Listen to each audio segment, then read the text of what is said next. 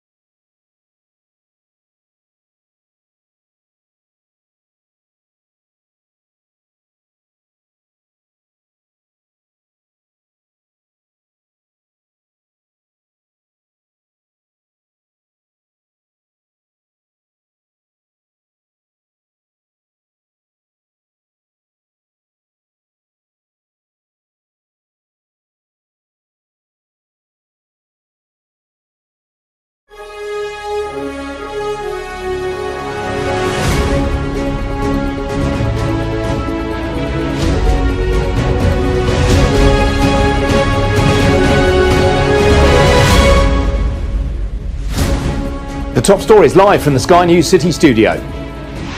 A landmark moment for the UK's financial innovation sector as a major fintech hub opens in Leeds. Addison Lee announces a new partnership as it moves to fully electrify its fleet by the end of the year. One Disco announces plans to float in the US in the latest blow to the government's tech superpower ambitions. And the female tech boss challenging stereotypes at the top. It's been proven with a McKinsey study that more diverse teams actually yields to higher profitability. And I actually believe that to be true.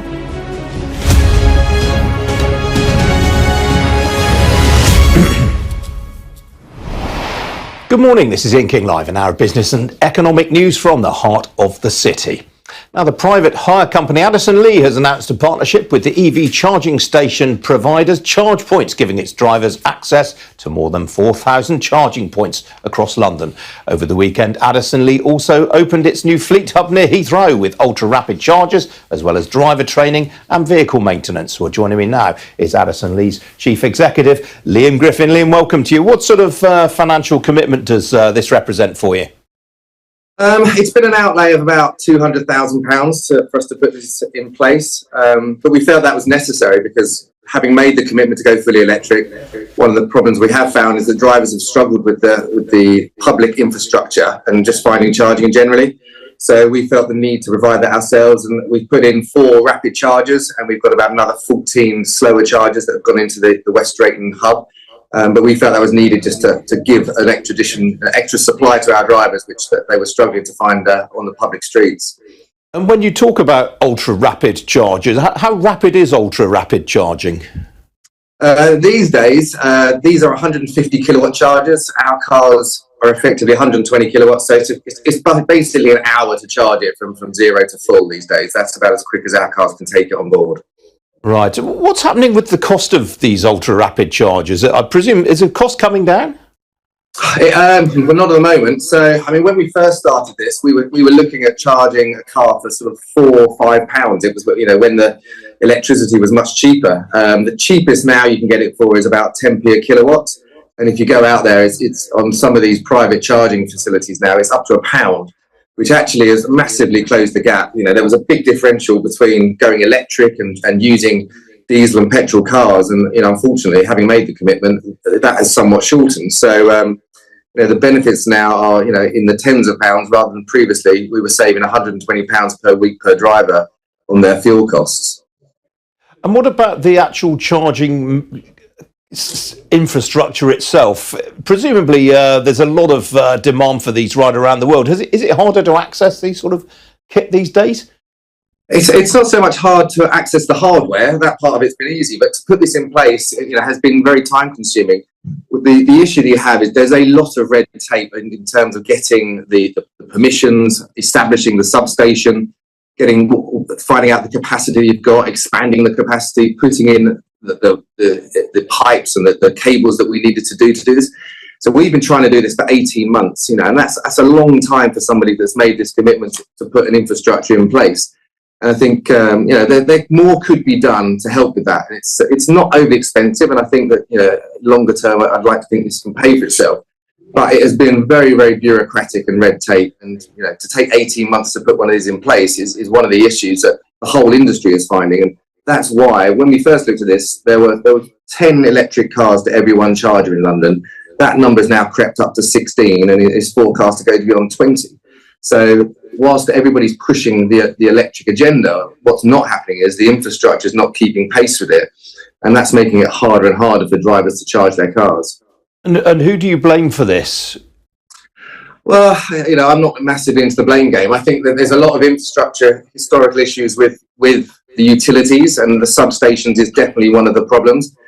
The government is definitely pushing this agenda and saying we've got to be all electric by 2030, and yet it has removed any grants from the cars, and certainly we got no grants from putting in these chargers, which I think it would be a good place to start, that any private companies putting these in place should have some sort of subsidy, because clearly the electric facility is not there in the same way that the fuel garages exist. And if we're going to push all of the cars to electric by 2030, you can't do that without having some sort of support for the charging network. So, I do think that somebody needs to have a good look at this and say that the ratio of 1 to 10 is got to be the goal. 1 to 20 is not acceptable.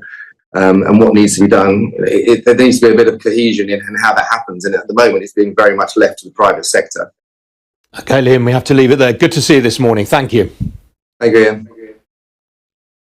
Now, it's a common misconception that the financial services sector in the UK is all about the City of London and Canary Wharf. Most jobs in the sector are actually outside the capital. Well, underlying that is the new national hub for fintech, the Centre for Finance, Innovation and Technology, which has just opened in Leeds with backing from the Treasury. It's aimed at removing barriers to growth for financial technology and at positioning the UK as a global leader in financial innovation. Well, the chair of the Centre for Finance, Innovation and Technology is Charlotte Croswell, who joins me now. Charlotte, good to see you again. Fintech's flourishing in the UK. Why is this centre necessary? I mean, you're absolutely right, it is flourishing, but we don't want to rest on our laurels. We want to be sitting there looking at what the barriers are to scaling the fintech sector now, making it go global, and looking at those and saying, right, what else is needed to do this? Too often we sit there, perhaps in the UK, say, right, we've got a great sector here, it's providing jobs, it's providing great results for employees, for citizens, for small businesses, but we don't push ourselves forward. So now's the time to take that scaling agenda and really push it forward with what CFIT's going to achieve. So what sort of things will go on at this centre? We're going to be based on what we call a coalition model. What that actually means is focus groups of experts that will come together across the country, and we've named those as innovation hubs, one of which is in Leeds, where we launched last week. And that looks at the barriers to addressing the fintech sector growth and setting up coalitions to solve those. What we want to make sure is we've got the input coming in from all of those cities around the UK, not just here in London South East, but actually Belfast, Northern Ireland, Scotland, Wales, Bristol, Birmingham, Manchester, Leeds, Newcastle, and all the rest that actually have flourishing fintech sectors that are growing fast, employing some amazing people, which in turn is obviously providing high-income tech employment. So now we bring those together and we look at solving those issues that will take us to the next stage. I gather there's going to be quite a lot of close collaboration with the universities. That's right. Yeah, so universities for us provide data and evidence and perhaps research, but also we're really keen at looking at student placements into the sector. Not many people really know what fintech is. It's finance, it's tech. Is that really attracting the next wave of employees? So student placements will be collaborations between universities and the fintech sector that we will help to deliver with key partners and bring them in to hopefully fulfil that aim. So what will success look like for this venture? Are there KPIs, key performance indicators? Yeah, so we're backed by the UK government. So while we're run in the private sector, we have 5 million of Treasury funding and 500,000 from City of London funding as well. But it's important that we are run in the private sector to give us that flexibility and drive to go forward. So very much a public-private partnership. So we have that will run 2 coalitions over the next 3 years where we deliver, as I said, these really good results for the sector. And as I said, and also the student placements that will get kicked off this year. To what extent is the sector suffering from lack of access to foreign talent? Obviously, the UK's made it a lot harder for people to come and work here from overseas. We are in a global race for talent and we're in a UK race for talent as well. Obviously, COVID has allowed those jobs to move out of the capital, which is great, and said we want to make sure we're actually fueling local fintech firms as well and allowing cities to grow. But it is a global race and everyone's after the same talent. And that's one of the reasons for moving on the student placement agenda, is how do we get the next wave of talent coming in that will hopefully fuel those companies, but also importantly, perhaps become entrepreneurs of themselves when they see the mission and purpose of what fintech can actually deliver for citizens and small businesses. You mentioned the seed funding just now. Most of it's coming from the Treasury, a bit from the City of London Corporation as well. Is there more where that came from if necessary? We've always said we want this to move to self-sustaining, so industry funded. So the coalitions, as I said, will be kicked off and we have the operations and the setup all funded by that seed funding. But what we're aiming to do is after that 3-year period is be industry funded, who will fund us to go and solve those really difficult issues. I mean, £5 million doesn't sound a great deal when it's set in the context of the UK fintech sector. This is about collaborations as well. It's about partnerships and who's going to sit there and work with us to produce that. We've already had amazing Office of Pro Bono support coming through. So we'll be looking at all those industry bodies who are identifying these issues and working with them, as I said, working with the universities, and then looking, as I said, in 3 years' time of industry funding where hopefully we can scale up even further. And why was Leeds chosen as the first of these hubs?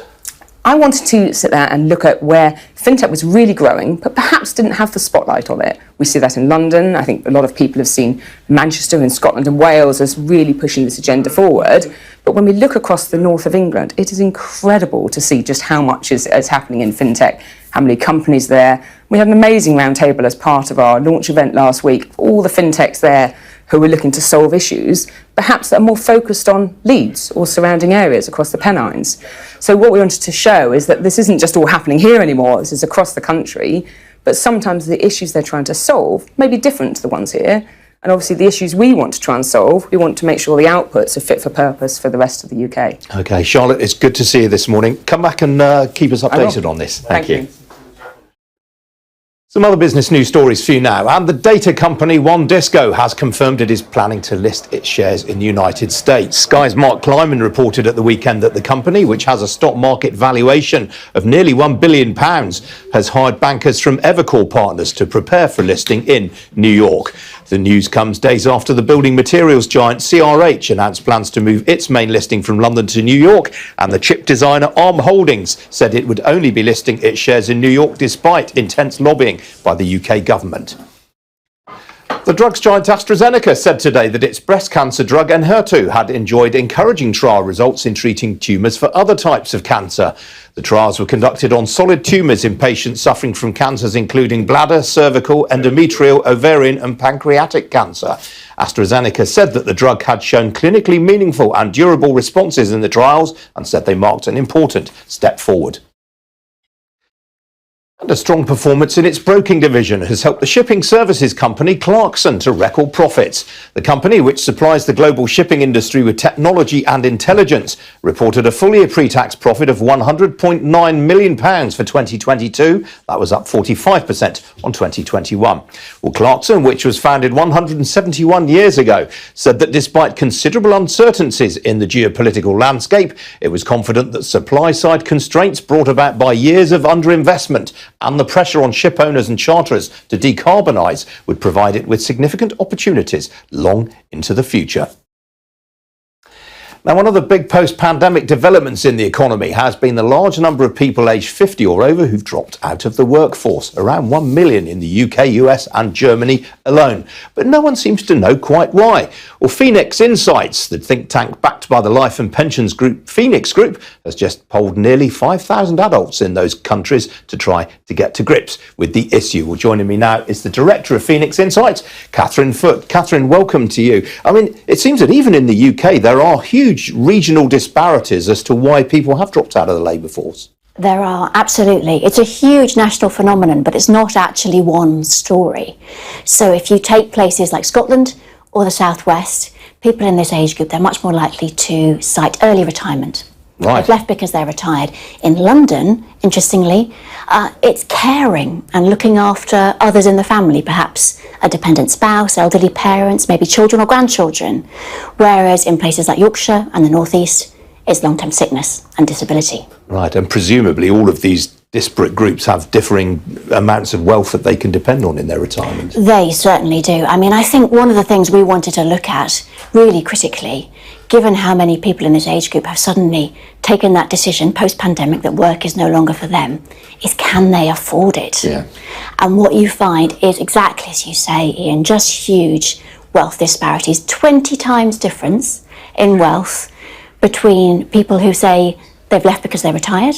Typically, these are people with often defined benefit pensions, often owning their homes outright, versus people who say they've left the labour market because they're too sick to work. 20 times different in wealth. So I think this agenda is so critically important here to not dismiss this age group as the kind of stereotype of rich baby boomers enjoying life on the golf course, because that tells only a very partial story, and there are people here with real financial vulnerability. Yeah, which of course Jeremy Hunt didn't he, the other day? I mean, they said they were all on the golf course. Now, what about women? They seem to be returning to the labour force at a slower pace than men. Why is that? This is a really worrying trend, actually, because a lot of the long-term, most recent increase in the labour market in this age group was from women staying in work longer in the previous decades.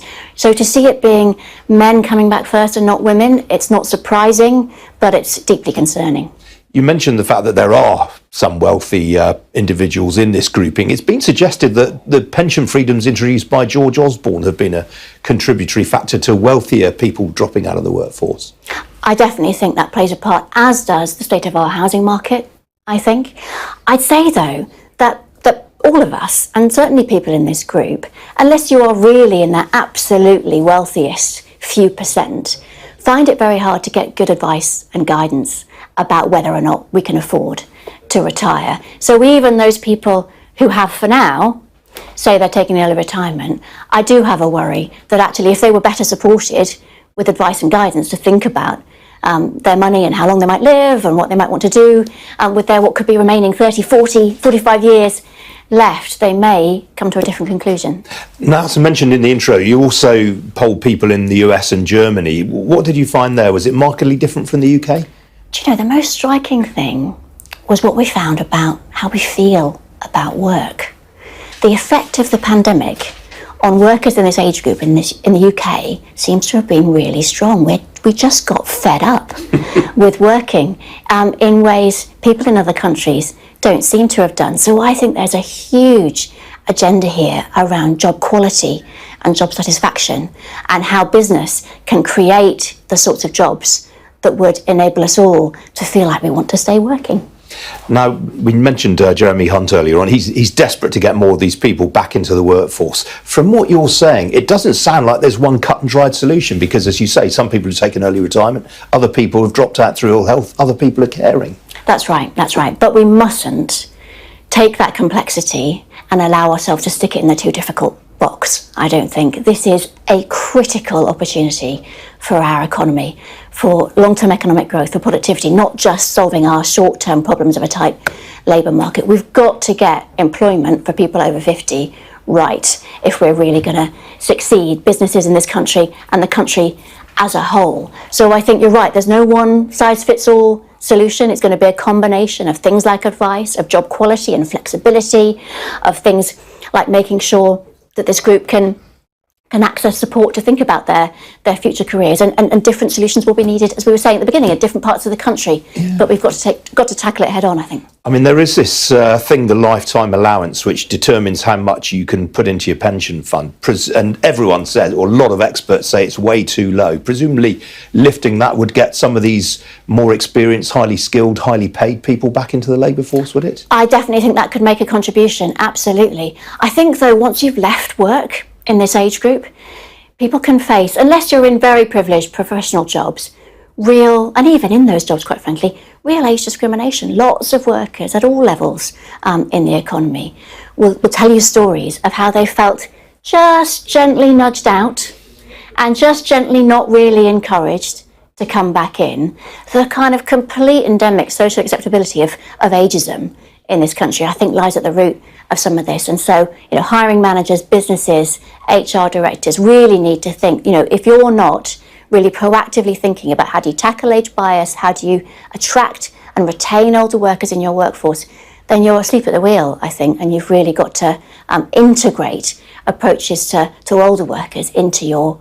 HR strategy. Yeah, Catherine, it's a fascinating subject. Thanks for coming on and talking about it. Thank you. Most welcome, thanks. Still to come here on Ian King Live, we're going to have a look at how global markets have started the week. Don't go away.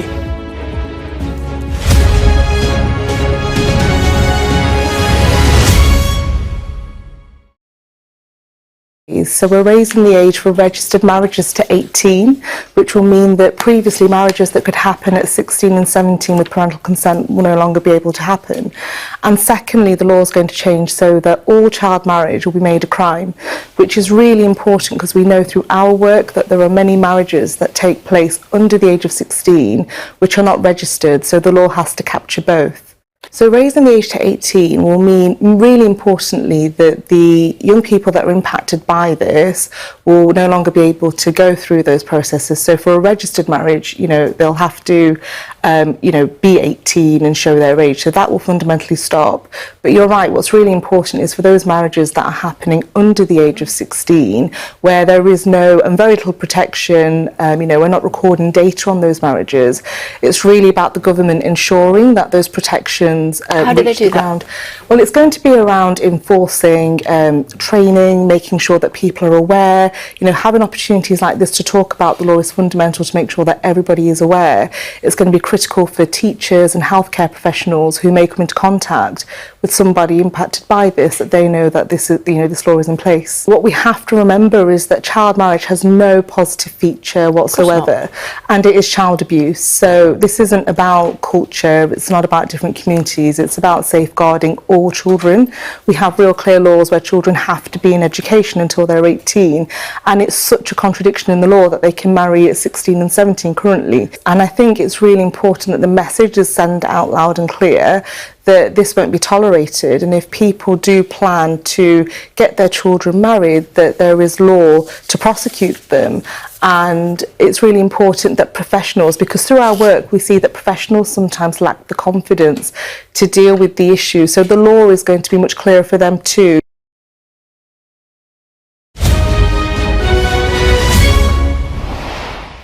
Well, following gains on Wall Street on Friday evening, equities in the Asia-Pacific region enjoyed a largely positive session overnight, with the Nikkei in Tokyo hitting a 3-month high. There were also gains in Hong Kong, Sydney and in Mumbai, though Shanghai finished slightly lower after China set a lower target than expected for economic growth this year. Well, in Europe, stocks have made a largely positive start to the week. Here's a current picture, all the main continental European indices in positive territory right now. Among the talking points in Europe this morning, Telecom Italia, the shares in Milan up some 3.5%. That's after a counterbid for its fixed line network. Meanwhile, the German arms company Rheinmetall, they're the makers of the Leopard tanks being supplied to the Ukrainian army. Their shares are up some 2% in Frankfurt right now on news that it's being promoted to the DAX 40. Well, here in London, the FTSE 100 is in negative negative territory, off 0.2% right now. That's the mining heavyweights weighing on the index following that news from China. Leading blue chip gainers this morning include Flutter Entertainment. That's on positive broker comment, while Rolls-Royce, obviously it's had a stellar run lately. It's up another 3% this morning for similar reasons. It's a quiet day for company news, but Ocado is off another 5% following last week's disappointing results. Outside the FTSE 100, Aston Martin, well, it published results last week that were well received by the market. The shares are up another 18% this morning following positive broker comment, while Clarkson, I mentioned them earlier in the programme, shares up 5.75% on its results.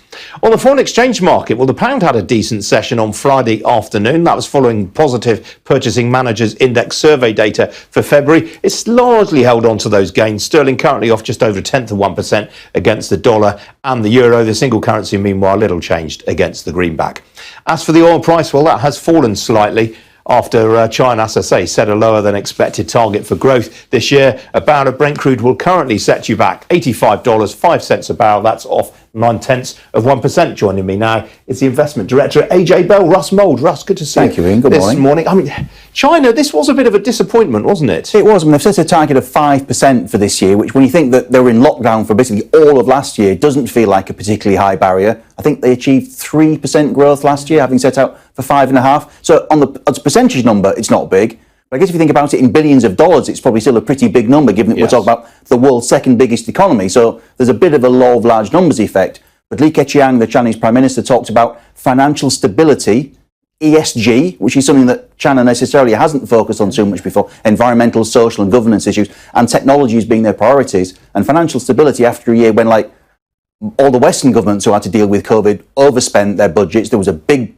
Chinese government borrowing figure last year. They are, again, wrestling with a bit of a bubbly property market, some government debt. So again, they are trying to make sure they get the balance right, like the rest of us here in the West, between growth, debt, inflation and interest rates. Yeah, so as you say, 5% of Chinese GDP is still I mean, that's like adding a country the size of Greece to the global economy. Like, well, why are the miners off then so much? I guess they've just been looking forward to possibly something a little bit more enthusiastic than that. It may be after a year or two of the Chinese authorities effectively missing their targets, they thought they could maybe set a bit of a bar that's a little bit easy to skip over. So that may be a little bit of news management, dare I say, in the grand tradition we see from many companies here in the UK and the US. So that's one possibility. So, and also, there was a lot of comment coming into this parliamentary Congress in China that you would see expansive policy. Oil traders have been getting very excited about China reopening this year. That's another reason why the oil price is perhaps off a little bit this morning. Yes, absolutely. Now talking, let's stay on the maritime theme. We had these results from Clarkson earlier on today. I mean,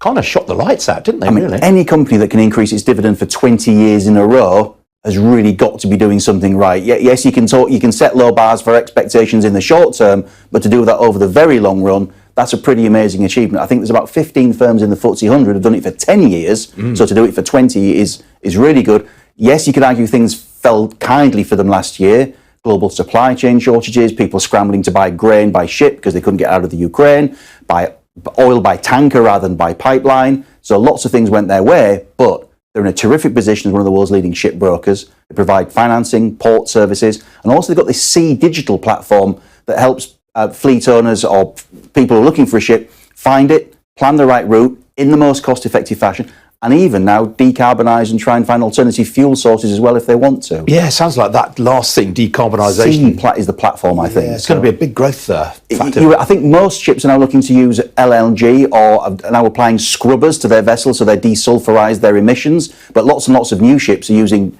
non-traditional fuels, so I think that will be an enormous potential business for them going forward. Now, what about One Disco? This was a story broken by my colleague Mark Kleiman over the weekend. Not great news again for London. After CRH and Flutter and now ARM, and now we've got one of AIM's, the junior market's biggest companies talking about moving to the US. It's not leaving the UK. Chairman and Chief Executive Dave Richards has been very clear it'll stay here. It's a Sheffield-based company, keep its listing in the UK, but looking for a US listing. I guess the interesting thing is perhaps why. They clearly do business over there. If they have staff over there, having US traded paper might be a way of incentivising to retain and attract staff. So very good reasons for doing so there. If it's the old saw about, well, I just fancy a bit of a higher share price. I mean, in the end, this is a company with nearly £1 billion market cap and about £20 million of sales annually. So it's a pretty fruity valuation anyway. And what you don't want is any CEO to get involved in the business of managing the share price. Yes, we're going to move to the US to get a higher share price.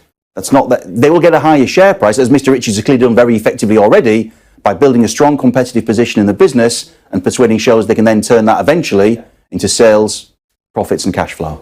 Yes, he was in the US the last time we had him on the programme. I think he does spend a lot of time. So I'm sure there are staff over there who might think, actually, I don't want British quoted paper. It's easy for me for tax reasons or currency reasons to have US traded paper. So there could be a really good business reason for making that shift. Yeah, good point to make. Russ, always good to see you. Thanks Pleasure. for joining me.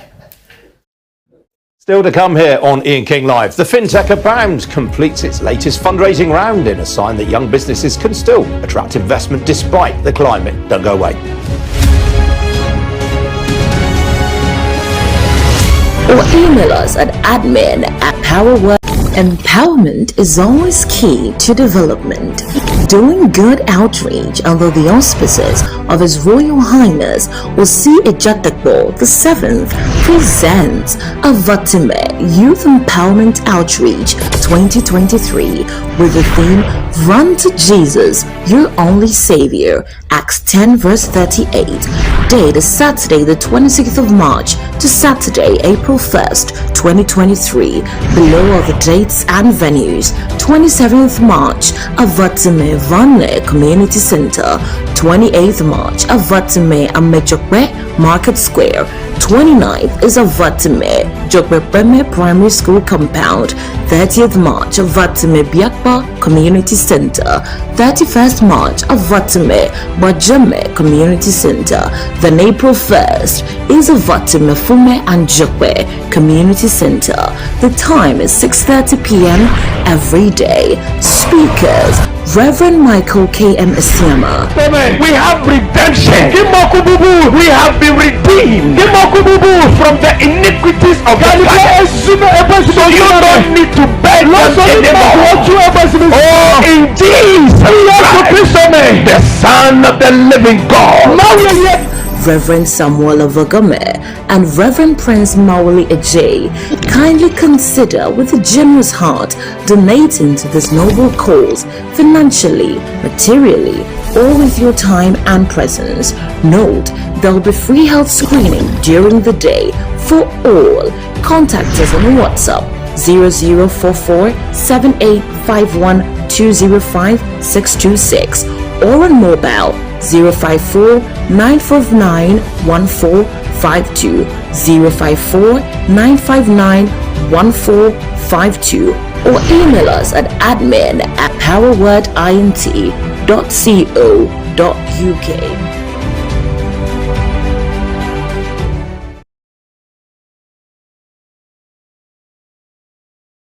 Empowerment is always key to development.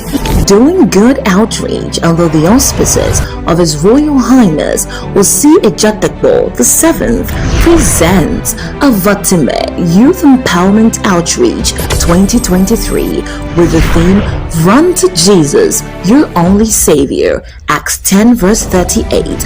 Date is Saturday the 26th of March to Saturday April 1st, 2023. Below are the dates and venues. 27th March, Avatime Vanle Community Center. 28th March, Avatime Amejokwe Market Square. 29th is Avatime Jokwe Primary School Compound. 30th March, Avatime Biakpa Community Center. 31st March, Avatime Bajame Community Center. Then April 1st is Avatime Fume and Jokwe Community Center. The time is 6:30 p.m. every day. Speakers: Reverend Michael K.M. Isiama. We have redemption. We have been redeemed from the iniquities of the planet. So you don't need to beg anymore. Oh, indeed, the Son of the living God. Reverend Samuel Avagame and Reverend Prince Mauli Ajay kindly consider with a generous heart donating to this noble cause financially, materially, or with your time and presence. Note, there will be free health screening during the day for all.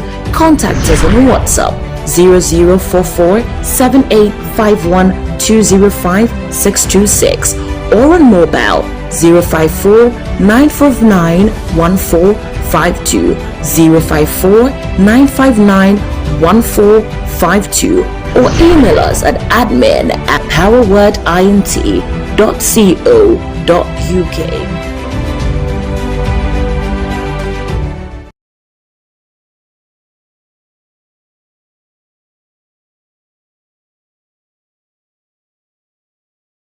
Day at 5 p.m. GMT. Looking forward to your company. Hi guys, this is your friend Uruj from SendWave. SendWave is a money transfer app that is used by people all over the world to send money to their loved ones in Africa. With SendWave, you can send money to Ghana, Nigeria, Kenya, Uganda, and Tanzania. And the best part is, SendWave is absolutely commission free. Our exchange rates are excellent. You can see for yourself by checking them out on our website. So how do you use SendWave? SendWave is an app that you can download onto your phone from the App Store or Google Play Store. The app is free to download. After downloading it, just open the app and enter your name, email, and phone number. That's it. You're good to go. Make sure you use the promo code SR. S for Star, R for Radio. This promo code will give you £5 free credit to send to Africa on your first transaction. Your money will be delivered to your recipient within seconds. Feel free to call me on 0749 7377 647 at any time. I'll be happy to tell you all about SendWave and help you in any way I can. Remember to use the promo code SR for £5 free credit. Medasse. Hi everyone, it's your girl BB Clement, the author of How to Go From Employee to Entrepreneur and the host of your weekly business show, BB Means Business, the show where we discuss everything you ever wanted to know about business but you were afraid to ask. How do I start my business? How do I raise the finance? How do I grow my business? Where am I going to find my customers? Join me every Tuesday at 1:30 p.m. on Starr Radio UK to get all the information and tips that you need to become a successful entrepreneur and become financially free. Remember, don't let life dictate to you. Rather, put your signature on life. Check me out. He tells me my energy is making him tired. Yes! How do you get the energy to do I've been told that I have a lot of energy, but my goodness, I think today I have met my match, people. I have met my match, Miss Suzanne. Wow, amazing.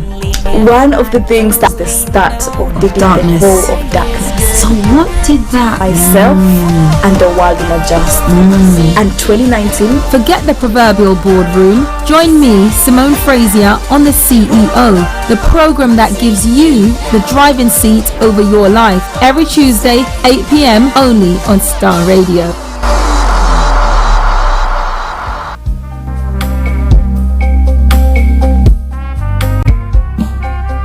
Are you looking for the fastest, reliable, and trustworthy door-to-door shipment company? Well, look no further. When was the last time your family received a shipment back in Ghana on time and in time? You are not sure? Well, Lamb Shippers, we pride ourselves with being the fastest, reliable, and trustworthy shippers you can use. You are assured of a prompt pickup anywhere in the UK by our personnel. They also make sure your items are well packaged to get to its destination in time. When it comes to door-to-door shipment, look no further. Well, Lamb Shippers, contact us on 07939009321 or 07498911820. Or you can visit our website www.welllamp.co.uk.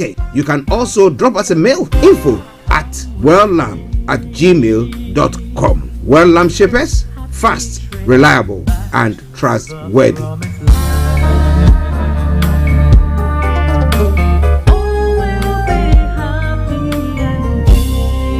Getting onto the property ladder has never been easy until now. Join us this and every Thursday from 7 p.m. to 8:30 p.m. live on the Property Hour Show on Starr Radio UK, where we talk to mortgage brokers, property developers, estate agents, landlord, tenant, property consultants on how to invest or get into the property business and make money. You can't afford to miss this. The Property Hour Show is your best source into the property industry. Hi there. Are you dreaming of owning your own house in Ghana? Then you will need a well-documented piece of land that is free from troubles. I highly recommend My Africa Property for any size of land that you will need.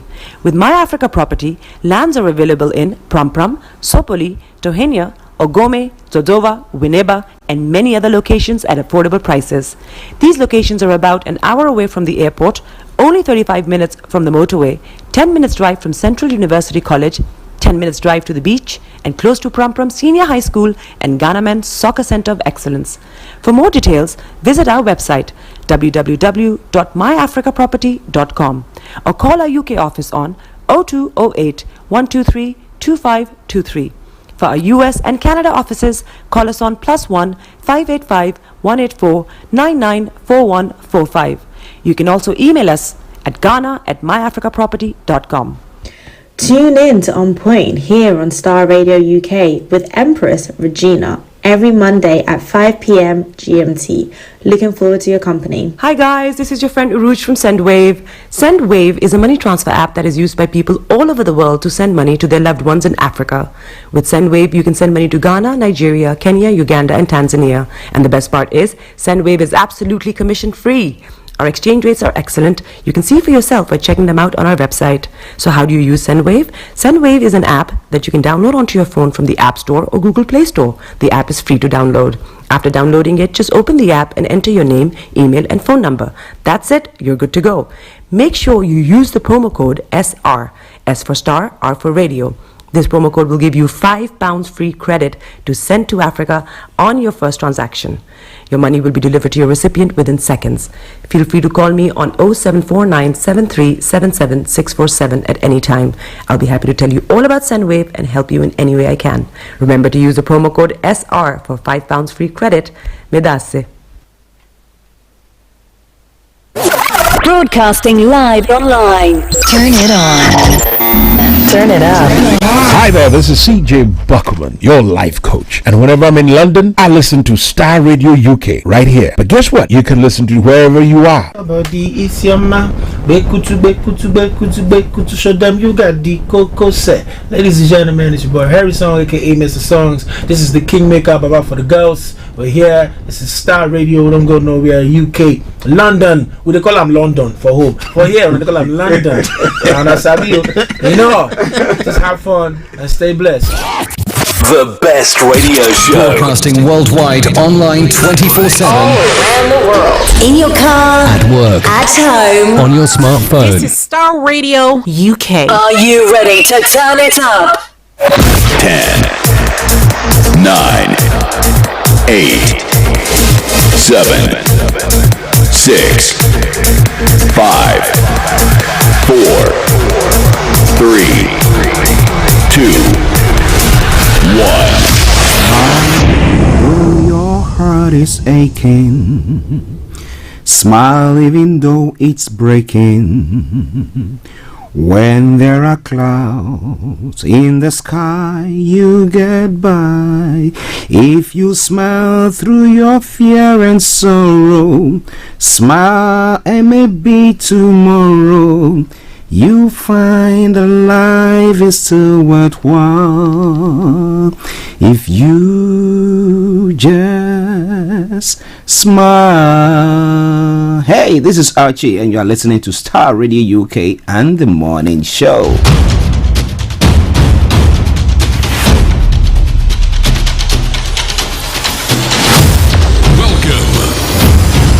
This is Star Radio. This is UK. Star Radio UK. This is Star Radio UK. Welcome.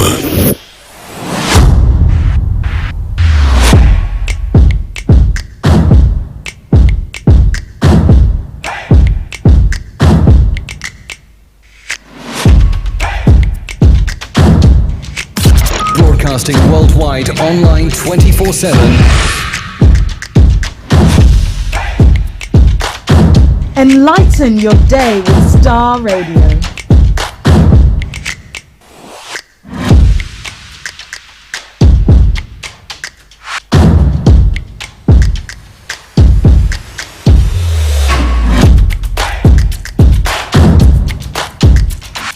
Star Radio. Radio for the people, by the people.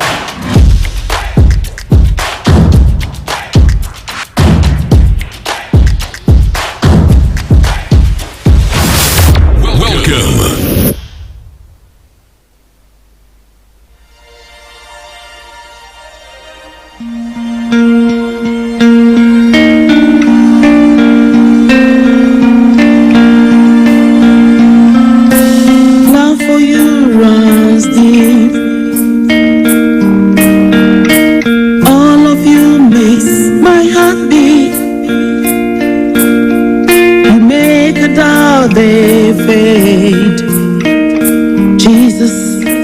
that's what makes you great.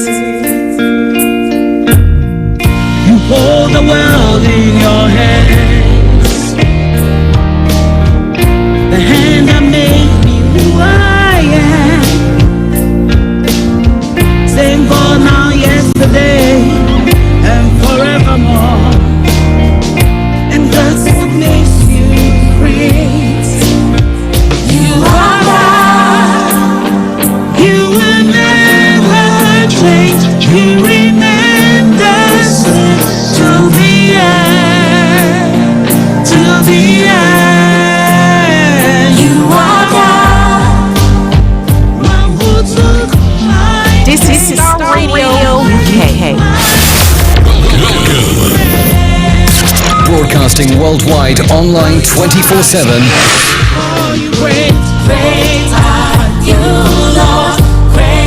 Okay, let me say massive good morning, good afternoon, good evening, good dawn to you, wherever you might be on planet Earth. And those of you on other planets as well, we want to salute each and every one of you and welcome you to the Monday edition of the morning show.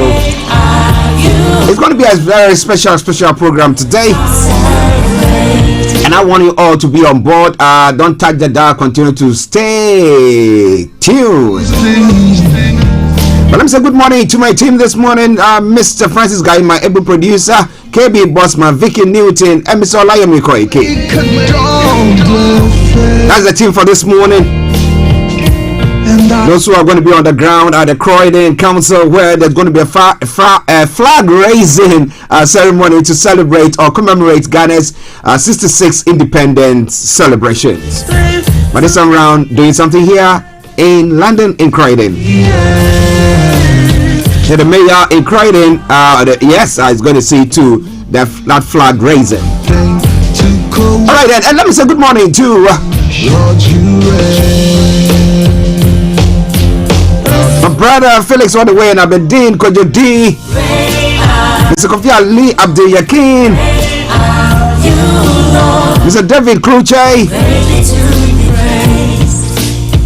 Dr. Martin, and all you wonderful people, great Ghanaians in the diaspora who are listening to what I salute each and every one of you and a happy anniversary to you. Edith Morrison playing in the background. Edith, good morning to you as well. And then to Pastor Chidera Boachiansa, man himself, Mr. Dan Tabiri.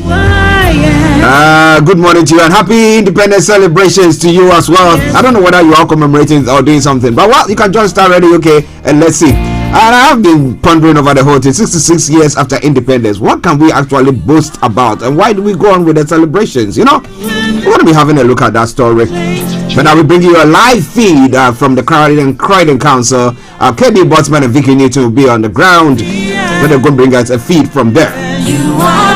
Let me say good morning to Anthony Adedeji, Abdul Aziz,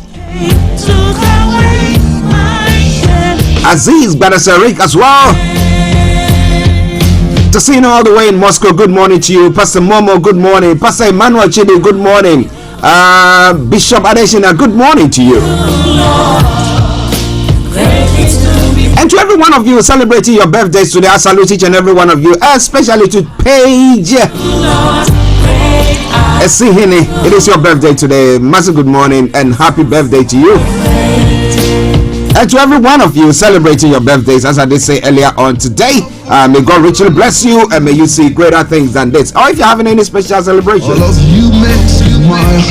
Okay, so by what program online, this is how the program is going to be today. As I did say, it's a special program for the flag raising ceremony. I'm telling myself it's some typical Ghanaian group, you know. The special flag railing.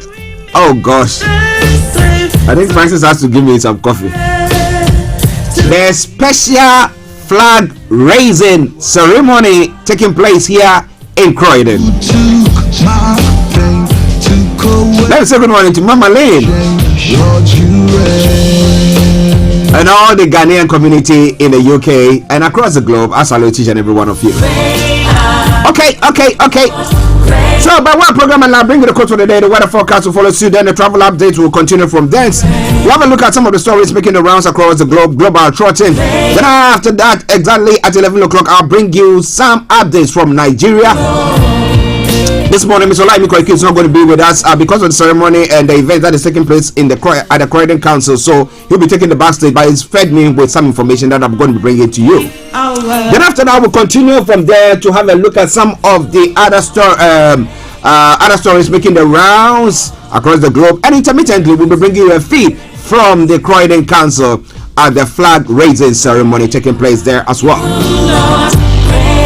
Wow! All said and done, exactly at 12:30, we bring the curtains down. But the lines will be open at 12 o'clock for you to add your voice to the discussions. If you want to, maybe you think that it's good. 66 years, we've done very, very well. 66 years. One of my friends, one of our astound listeners, Rachel would say 66 years, and you are still feeding from your mother's kitchen, and you think that is okay. Well, maybe this around that is his party that's in power. He will be seeing it differently. But wherever you are this morning, I want to once again say welcome to the program. And just bear with me, a bit under the weather, but we're doing our best. You know what? We're here to serve you. Breakfast, cum brunch, and a very special independence celebration feed or feast, whichever is appropriate. Okay, so the quote for the day says, hard work is about focusing on the right work. It's about determining your priority in life. So what's your priority in life? That's what hard work is about. Once again, welcome to the program. Welcome to the program Starr Radio UK, your favorite African and Caribbean radio station in London. Now, moving on straight to the weather front this morning, let me tell you about what is happening when it comes to the weather. Holy, holy, God Almighty, I worship you. Well, when it comes to the weather front, this is how what the weather has got in stock for us this morning. For those of you in London and the southeast of England, this is how it's going to be for you. The next few days are going to be quite cold ones, but this afternoon we'll see a largely cloudy sky with a chance of a few bright spells of light rain or showers drifting in until the evening. Now tonight is expected to become overcast and turn colder. It will be dry at first. As the night progresses, a band of rain and sleet will move in from the north. These falling as snow over the hills. Now, top temperature is going to be 8 degrees. The lowest is going to be 3 degrees. UV level is going to be low. Pollution low. Sunset 17:49 and sunrise for tomorrow morning 06:36 hours. And that brings us to the end of the weather forecast. Let's move on straight to your travels. Those of you traveling, where we know that this morning the train fares has gone up by almost 6%. Now, what about that? Enjoy. Let's cross over straight to the travels.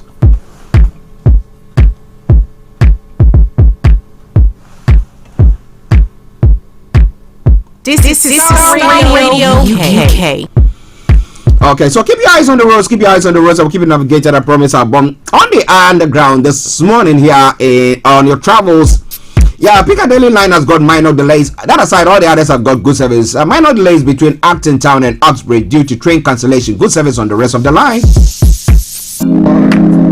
London Tram Link, DLR, London Overground, good service there. Now moving on straight to the major roads in London, this is what we have for you. Now A23, A24, A4, Blackwall Tunnel and Central London Red routes have all got closures. That aside, A13, A40, North Circular, A406 has got serious delay. So if you can avoid that, do your best to avoid that. But it's all coming away from Starr Radio UK 1051. And then on the riverbank this morning, good service there. The London Cable Car, good service there. On the final segment of the travel update, that is the National Rail. This is what is going to happen at 12. But keep your eyes on the roads. Now, cross country, Great Western Railway, Great Anglia, Southern Transport for Wales, have all got minor delays. That aside, all the others, good service. And that is why I say it once again. Say it loud. Good morning, good afternoon, good evening, good dawn to you, wherever you might be on planet Earth. Enjoy your commute for today. But you know what? Continue to keep those eyes on the roads.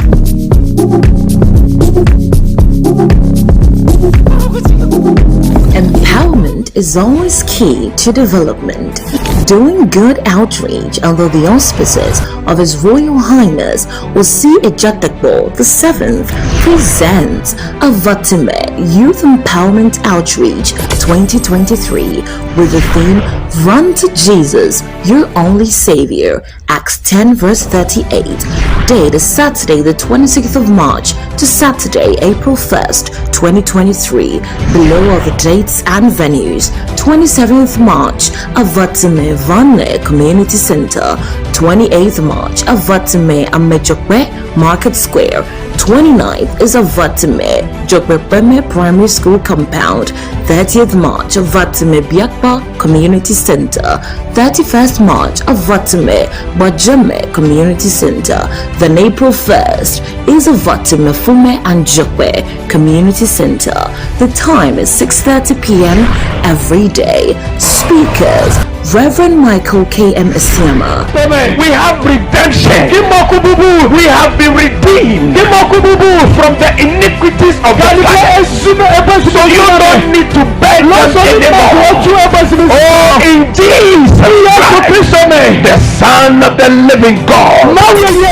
Reverend Samuel Avagame and Reverend Prince Mauli Ejay kindly consider with a generous heart donating to this noble cause financially, materially, or with your time and presence. Note, there will be free health screening during the day for all.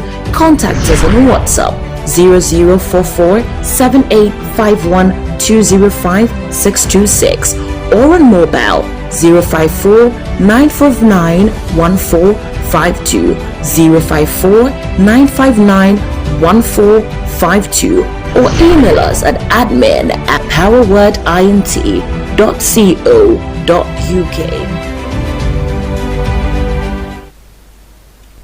Welcome back to the program. It is Starr Radio UK. It is your favorite African and Caribbean radio station in London. It's now gone about 6 minutes to the top of the hour, and that is me. It means that it is time for Global Trotting. Yes, we know we're running behind schedule, but just bear with us whilst we take you straight there. So, what's happening across the globe today? As I did say earlier on, Ghana is celebrating its 66th independence celebrations. Now, the question is it worth while celebrating that, when in these times where we are actually, as the country, they're crunching on everything, trying to make ends meet, people are struggling, they're trying to go to the IMF, and there's a lot of things going on. Why didn't we put that money aside and use it to do other things? We have some leaders who have been talking about that, but others are thinking that, well, at least we are still a democratic state now, and we are a sovereign state. Why don't we celebrate what we have? Some others are saying that no, there's no point celebrating nothing. We've not achieved much. We've not done anything. We'd rather have to sit down and reflect on how far we've come and what changes or what moves we can make to better of our lives. But well, celebrations are going on at the moment at the whole in the Volta region, and we have the president there, and the celebrations continue. But we'll be telling you more about all that in a moment. It is Starr Radio UK. Now let's move on to some other stories in view of that celebrations. Well, the U.S. The former president of Ghana, John Dramani Mahama, has said use Independence Day celebration funds to buy vaccines for children. So why not buy vaccines for children, but rather go and spend all those things traveling and all those putting all those preparation and everything there. It's not for free. So why don't you do something of that sort? Well, but some are thinking that it is time for us to create that awareness, and that seems to be what they are doing. What do you think about that? Share the broadcast with your friends and loved ones and invite them to like our pages. We are transmitting live on our apps and on all the social media platforms. So you look for us, Starr Radio UK, and you'll get us there. Alright then. Now, in other parts of the world as well, yes, as I said, in Nigeria, I'm going to bring you some stories from there. Tinubu capable, albeit not destined to be president, really. And then, well, Atiku says to INEC, you are giving us medicine after death, really? Is that what you think you are doing? Now, when we've already died, and now you say, oh, you know what? I got some nice medicine for you. You go to the morgue and you go and, give that medicine or dispense that medicine to somebody who is dead, and he say that it's too late. The PDP chieftain supporters stage protest at INEC headquarters in Abuja. Obaseki accuses Ashimole of impeachment plot. Man lies under threat. Rivers coalition officer cries out. And Timmy Frank urges INEC chairman Yakubu to resign. Do you think that he has to resign for the way the whole election was conducted? As far as he's concerned, I think that we did a wonderful job. So, I got to take my place. I got to still continue in that place. And then in Zamfara State, now please confirm killing of DPO inspector. Well, banditry. Should we call them terrorists? Wow. So a lot more going to be coming your way from there. It's all coming your way from Starr Radio UK, your favorite African and Caribbean radio station in London. In the UK front, Wayne Cousins to be sentenced for indecent exposure. The former Met police officer is already serving a whole life sentence for killing Sarah Everard. Now, Channel migrant face ban on returning to UK. People who arrive on small boats will be banned from claiming British citizenship under new legislation, and that's the story making the round. Now, Charles Bronson. A public parole hearing begins. Bronson, 70, is one of the UK's most violent offenders and has been in prison for much of the last 50 years. Now, he is going to have a parole hearing, and let's see, maybe they will bring him out. Now, snow warning for Scotland and north of England. Met Office yellow weather warning are in force with disruption to travel and other activities possible. And what do you think about all that? More are going to be coming your way from their Starr Radio UK. And a very sad story. Now, 3 of missing 5 found dead after crash. A car is found in the early hours 2 days after the group went missing after a night out. Now, 3 girls have been found. Okay, they said 3 have been found, as whether they were girls or not, in Wales. And I'm telling you more about that in a moment. Well, lots more going to be coming from there, but as I did say, we'll be having a live feed from the Croydon Council office, okay, here in Croydon, where we'll be having KB Botsman, Vicky Newton on the ground, bringing you more. Okay, then the Wagner boss suggests betrayal in Bakhmut battle. Now, what if that's the Russian authorities, want to set us up? The Russian mercenary boss asks. So he's thinking that they are trying to set the Wagners up. Is that, or does he really understand what he was talking about there? Okay, huge fire investigated at the world's largest refugee camp. The blaze in Bangladesh has left at least 12,000 people, mainly Rohingya refugees, without shelter. And in Pakistan's suicide attack kills 9 security officers. Police has confirmed it was a suicide attack, but no group has claimed responsibility. And quake survivors living in fear on Turkey Street. Now, train carriages, volleyball courts, and public roads. Families now find shelter wherever they can. Twitter can't protect you from trolls anymore, insiders say. So if somebody's trolling you, your best bet is to either leave. Okay? For it is being said that Twitter can actually not protect you from trolling there. Now, current and former employees of the company say there are serious ramifications from mass layoffs. Okay? Now, he's trying to say is I'm running a business, I'm not running a charity, and therefore, if I can have to get rid of some people to make my profits, seeing that I can see my profits, why not? What? Elon Musk. Now, Iraq alcohol ban is undemocratic, says Christians. Christians, do they drink? Well, some say that no, they drink in moderation, whatever spin that they put on that. But officials have been told to enforce a law ending the import and sale of alcohol. It is interesting. Russians reservists fighting with shovel. UK is saying troops are likely engaging in a hand-to-hand combat in Ukraine. The British Defense Ministry is saying. And we have the Wagner boss suggesting that they think that they are being betrayed in Bakhmut battle, and they think maybe they just want them to get there, and then the next moment we'll have the Ukrainians attacking and maybe end up destroying them or killing them. I don't know what exactly is going on. But China discusses military budget and warns of threat. The Greek Prime Minister seeks forgiveness over train crash as well. Tunisia trailer takes top cinema prize is some of the stories making the rounds. It's now 2 minutes past the top of the hour. Let's take a musical break, and once we come back, we will be bringing you more on what is happening in Nigeria whilst we wait for KB Bossman and Vicky Newton to get in touch from their flag raising ceremony that's going to be taking place today. But stay tuned and don't you go away. A quick commercial break. I'll bring you some lovely tune. Tune in to On Point here on Starr Radio UK with Empress Regina every Monday at 5 p.m. GMT. Looking forward to your company. Hi guys, this is your friend Uruj from SendWave. SendWave is a money transfer app that is used by people all over the world to send money to their loved ones in Africa. With SendWave, you can send money to Ghana, Nigeria, Kenya, Uganda, and Tanzania. And the best part is, SendWave is absolutely commission-free. Our exchange rates are excellent. You can see for yourself by checking them out on our website. So how do you use SendWave? SendWave is an app that you can download onto your phone from the App Store or Google Play Store. The app is free to download. After downloading it, just open the app and enter your name, email, and phone number. That's it. You're good to go. Make sure you use the promo code SR. S for Star, R for Radio. This promo code will give you £5 free credit to send to Africa on your first transaction. Your money will be delivered to your recipient within seconds. Feel free to call me on 0749 7377 647 at any time. I'll be happy to tell you all about SendWave and help you in any way I can. Remember to use the promo code SR for £5 free credit. Medasse. Put your hands together for Jesus.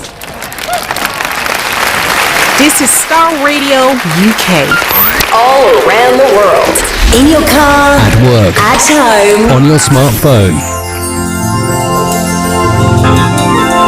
You are listening to Starr Radio Morning Show, your favorite Afro-Caribbean radio station in the UK.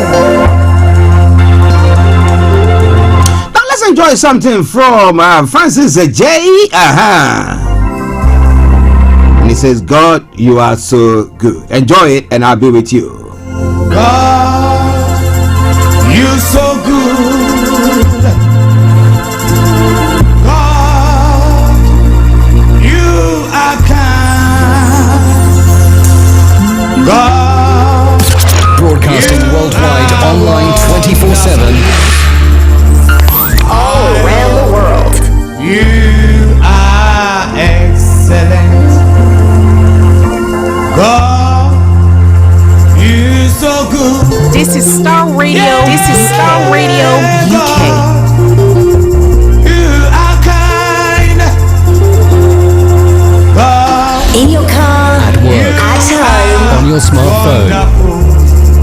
My Lord, you are excellent. Excellent is thy name. Excellent is thy might. God, you are wonderful. My Lord, you are excellent. Really, God is good. And I'm today, Starr Radio. To the children of God who have met him. We are going to praise him to all the end of this life. Are you ready to do that? Give a Lord a hand of praise tonight. Give him a clap offering. I want to hear you. Come on. Oh, yes. In your car. At work. At home. On your smartphone.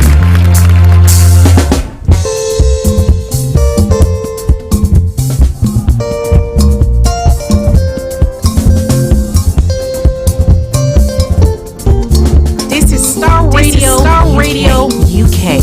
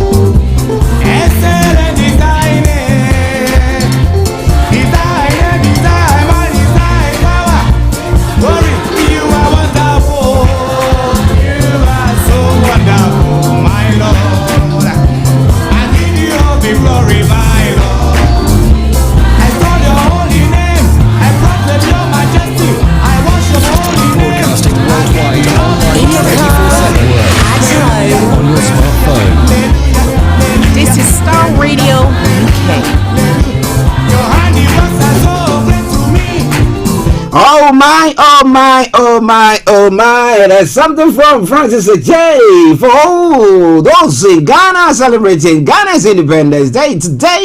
Yes, sir. Oh, so wonderful, my God. Excellent is thy name. Well, for the whole of Africa, of course. We are celebrating days that we celebrate our independence anniversary, whatever we want to call them. Whether we're practicing democracy or it's a military rule or whatever it is. Everybody will say that we've all got our independence, right? But how has our independence actually benefited us? A friend of mine, as I did say, a friend of the station, Brechuba, has been saying this in the past that, well, you are at the time we said Ghana was 60 how many years, and they were still feeding from their mother's kitchen. No, it's not their mother's kitchen. It's feeding from their in-law, the kitchen of their in-laws. So how do you call yourself a man? But someone call us, we call ourselves sovereign states. Now, back in a few years back, the then Tanzanian President Magufuli had to call off independence celebrations and use that money to do some developmental projects. Well, do you think 66 years on, Ghana, with the place where we find ourselves now, where we are actually scratching the bottom of the barrel, having hand in hand, calabash in hand, or hand in hand, going begging for support, do we still go on all those things? Well, I'm going to be telling you more about that. And I'll try to see whether we'll get some statement or some comments coming from Ghana's president as well. But as I did say, Starr Radio UK is going to bring you a full cover of a flag raising ceremony that's going to be taking place this morning at the Croydon Council. It's a maiden edition of that. The council, the mayor wants that to be an annual celebrations where all the African countries where they are actually represented here in Croydon. When it gets to their Independence Day, we do something of that sort for them as well. So, starting from Ghana, I will have KB Bossman and Vicky Newton on the grounds, where we're going to bring you a live feed of the flag raising ceremony. But wherever you are, it is Starr Radio UK. Hope that you had your dancing shoes on and you have done all your dancing this morning. Let me say good morning once again to Anthony Adedeji.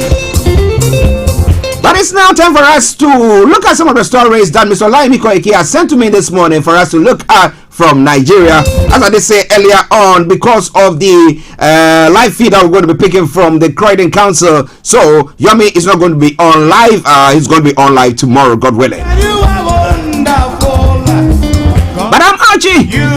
And with you, we're going to be making big waves, won't we? It is Starr Radio UK, your favorite African and Caribbean radio station in London. Now, let's go to Nigeria. Let's see some of the stories making the rounds there. Starr, your favorite African and Caribbean radio station in London. Well, from Nigeria this morning, I did announce earlier on, Tinubu is capable. Obi not destined to be president in 2023. That's what Ohainze is saying. Does that mean that maybe nothing that come the second time Obi might actually ruffle the feathers of everybody and maybe gather the momentum that he needs to actually form a government or become the president of Nigeria? What do you think? Would Nigeria still be around by that time? Well, we know that Tinubu, as they say, now he's capable. What is he going to do special? Is he going to now stretch an olive branch to the Yorubas and then to the Igbos and say, you know what, we are all brethren, let's come together, let's see what you guys think that you are not happy with, being marginalized, everything that is going on, so that we can see if we can live peaceably. Will that appease the groups that are calling for cessation? What do you think about all that? More going to be coming your way from there. And then, we have the PDP chieftain, and their supporters are going to demonstrating at the INEC headquarters, But you know, a statement that the TV, my apologies, Atiku has made this morning. Well, he's saying that, well, you know what? It looks like you are giving us medicine after death, Atiku tells the INEC boss. He said, you are giving us medicine after death. Well, so he said that you've allowed things to happen, and now you think that you have to give us medicine. What do you mean by that? Well, more going to be coming your way from there. It is all coming your way from Starr Radio UK. It is your favorite African and Caribbean radio station in London. And some other stories as well. Ashimole is talking about Obaseki accuses Ashimole of impeachment plot. What exactly is going on there? Lots more going to be coming your way. Your old folks, they are doing their due. What do you think? All right, then, so let's pick on this story first and we continue. You're giving us medicine after death, Atiku tells INEC boss. The presidential candidate of the People's Democratic Party, the PDP, Atiku Abubakar, has described the promise by the chairman of the Independent National Electoral Commission, Professor Mahmood Yakubu, to deliver credible governorship elections next Saturday, March 11, as a medicine given after death. Now, Professor Yakubu had a meeting with resident electoral commissioners, promised to ensure the strict use of bimodal voter accreditation system, the BVAS, saying all staff found to be negligent, whether they are regular or ad hoc officials, including collation and returning officers, must not be involved in the forthcoming elections. Rex must also immediately initiate disciplinary actions where prima facie evidence of wrongdoing has been established. Now, in a statement today, that was yesterday, Atiku, the special assistant to Atiku on public communications, Frank Shaibu, described Professor Yakubu's assurance as worthless and unconvincing.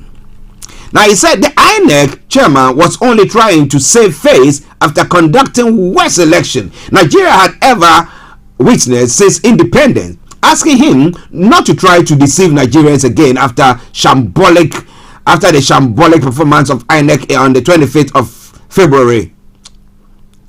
The INEC chairman is nothing but a hypocrite. After promising to upload the results from polling units in a real time, he allowed himself to be used, or he used himself in subverting the will of Nigerians. It will shock you to note that 7 days since the election ended, the full results have still not been uploaded on INEC's results viewing portals. So, upon what basis did he make that pronouncement that Tinubu has won that elections? That's what will be on the lips of most people. What exactly, on which basis, on what basis did he make that pronouncement? Well, I'm going to be telling you more about that.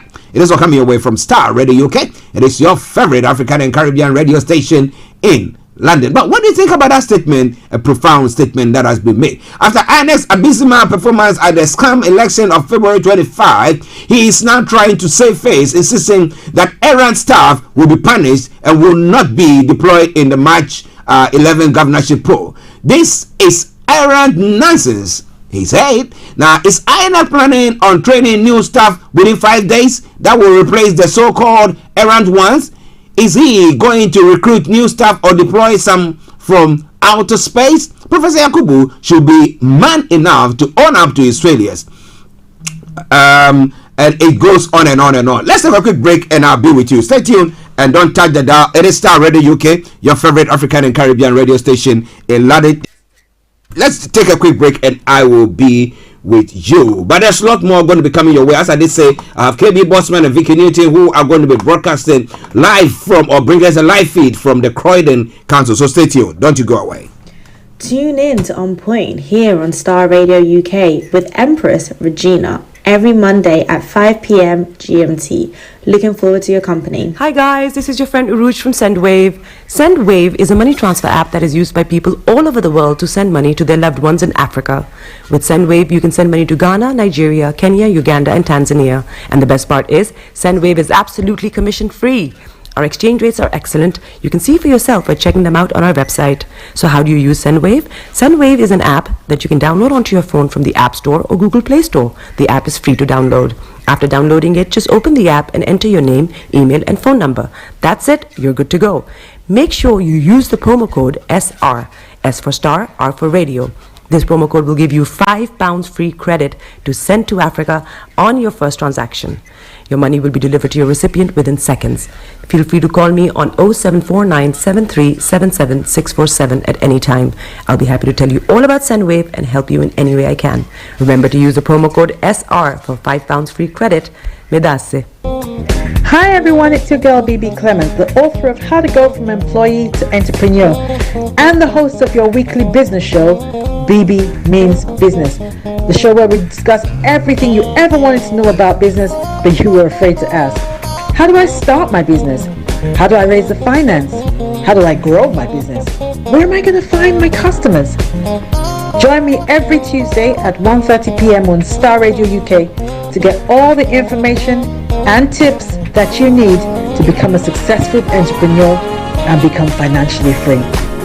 Remember, don't let life dictate to you. Rather, put your signature on life. Welcome back to the program Starr Radio UK. As I did say earlier on, the flag raising ceremony is taking place at the moment, but I'll be having KB Botsman on the grounds at the Croydon Council offices, where he's going to be interviewing a few people and we'll be bringing you a live feed from there, so just bear with me. But tomorrow afternoon, exactly at 1:30, BB Clement will be having as a special guest on BB Means Business, the one and only Reverend Dr. Olumide Oladapo. Okay, Dr. Olumide Oladapo, who has 30 years experience of teaching on wealth creation and is a proponent of a new breed without greed of Christians wealth creators.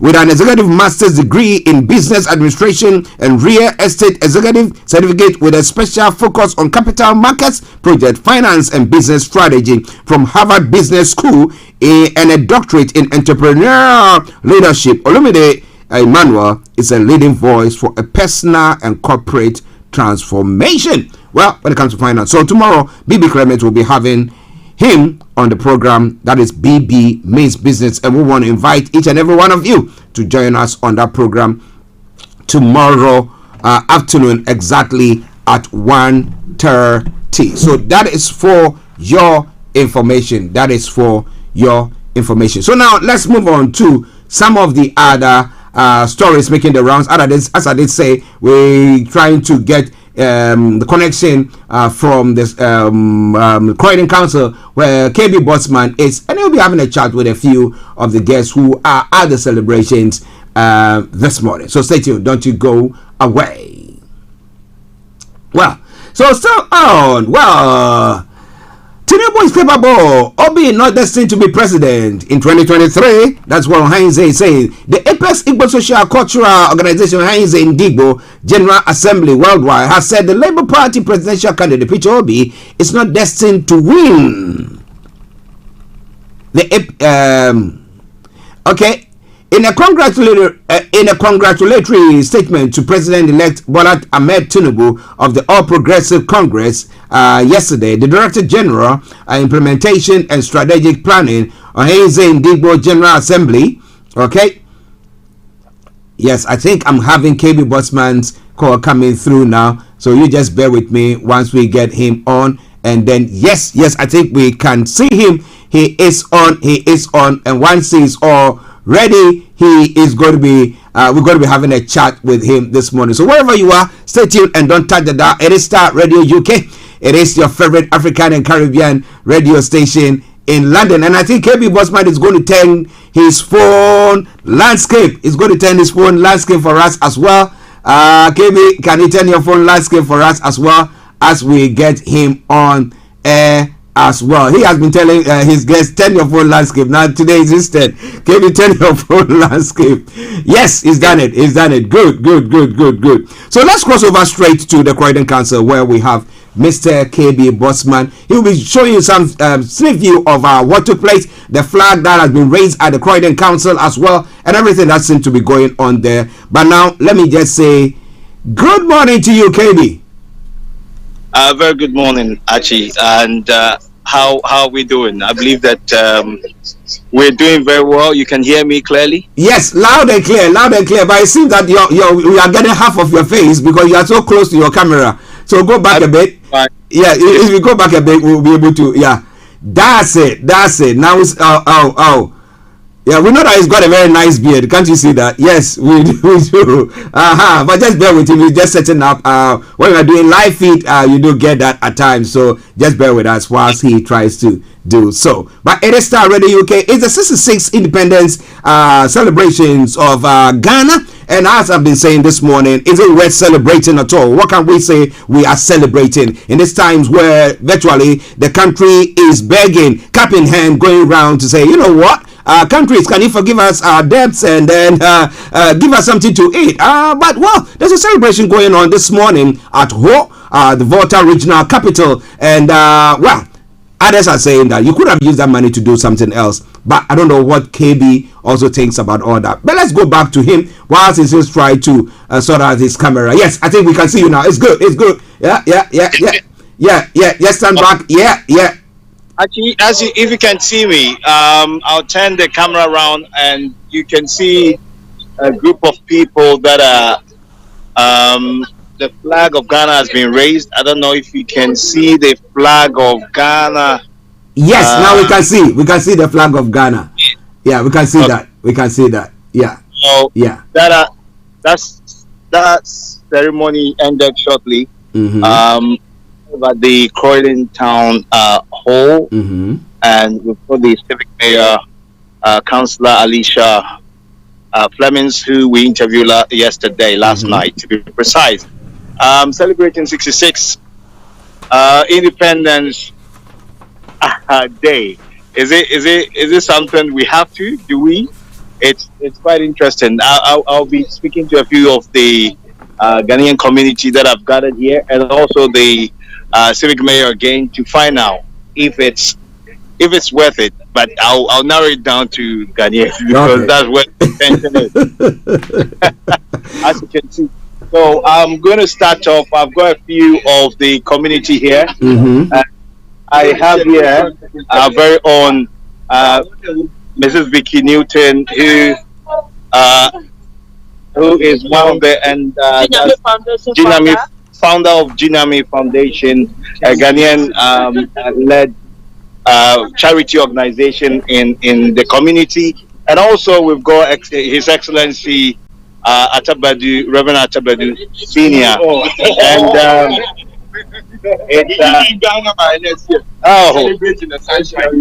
okay. So I believe that actually, yes, that we'll be asking them about the contention. The flag has been raised. It's a great honor to have that done in our, excuse me to say, in a foreign land. Yeah. For that to be done. But what is the contention of us saying? Is it valid? Is it something that we have to? So I'll start off with Mr. Kingsley. Kingsley, if you can draw closer to the camera. Mr. Kingsley is the founder of the Jinami Development Foundation. And what do you guys do? We're based in UK and Ghana, but in UK we mostly, with the name that we're trying to portray Ghanaian culture and stuff. So I would do drumming and dance, teaching Ghanaian language and stuff. Anything to encourage the culture of Ghana and Africa as well. Okay. Yeah, so we have after school clubs that teach children anything about Ghanaian drumming and dancing. We have culture too. And in Ghana it's basically basic needs whereby we have farming projects that help. Okay, and so that's my colleague Archie, the morning show host, and he's in the studios of Starr Radio UK, and we're based in the community, so we believe that it will be ideal for us to come portray. We hosted the civic mayor yesterday on the Fake Talk show, which was great. But the celebrating Ghana 66, there's been a contention in is it worth celebrating? Then we'll come to your services and Actually, it was something that was when you were talking earlier when I was saying I hope that next year will be in the sunshine. Okay. Because personally, I don't know if I should talk personally of an organization, a figure of an organization, but the fact is that personally I feel like we are nowhere at 66. I'm ashamed when I say we are 66. You are in pension already. You understand? We've not done nothing for the citizen. To me, even it's a privilege being here and celebrating and making sure our culture is being heard. But half of us don't want to be able to have the chance. Let me put it out. Okay. So that is what I'm saying. That's 66 years. What are we saying now? We're here. What is Commonwealth done for us? We're saying the Commonwealth. These are the things that we have to discuss when it comes to the independence. Yeah, the value. So okay. So are you not glad that your country is being celebrated? In the sense that I'm glad it's being celebrated. That's why I wasted my time, precious time here, but it's value. Yeah. But the difference I'm trying to mean is the independence is about the main. On that day, that speech that was given was about survival. Everybody enjoying the value of a country, the resources, everything. It's not like that. So for 66 years, what have we got to show? So I'm happy. But the fact is, the happiness has to go beyond. Like a charity, even here, we know how hard it is. About 7 people who have food banks that we do stuff every week. But how about in Ghana? You know? So, from what you're saying, are you appreciative of the fact that the government is doing its best, or you are not? On that issue, I really don't like commenting on that because my job as a non-governmental organization, but you play a vital role. You play a vital role. That's why. Okay, so but okay, let me go straight. So what you're trying to mean that? What do I think of the government? I mean, what do you no, celebrating the 66th anniversary independence. Now, my question is: do you believe that the government have done enough for us to celebrate? Because that's where we pick it from. No. Okay. It's a straight no. Okay. So it's a straight no. Yeah. Simple fact. Yeah. So, Archie, you heard it from loud and clear, loud and clear. Mr. Kingsley, thank you very much. But Mr. Kingsley, a quick one, Mr. Kingsley, can you hear me? Now, a quick one from your. You were saying that you do after school club and stuff like that. Now, my question is, has the Ghanaian community been patronizing it at all? Oh yeah. I wouldn't say that they patronize. Yes. Okay. Yeah. Okay. It's quite important. Yeah. And also other communities as well. So I won't say only the Ghanaian community. Okay. But the impact is to go wide. You know what I mean? I'm influence other people with a culture. Okay. So that's the whole idea. Okay. Thank you very, very much. Thank you very much. Kevin. Okay. Listeners, just bear with us. Okay. I think, Kevin, I can hear you now. Yeah. Okay. There was a short break. I think it's poor connection. Yeah. It's switching to audio only, but yeah, we can see you now. We can see you. We can see you loud. We can see you and hear you loud and clear. So yeah, you can move on. Right. Okay. So as Kingsley was saying, I believe that it's vital.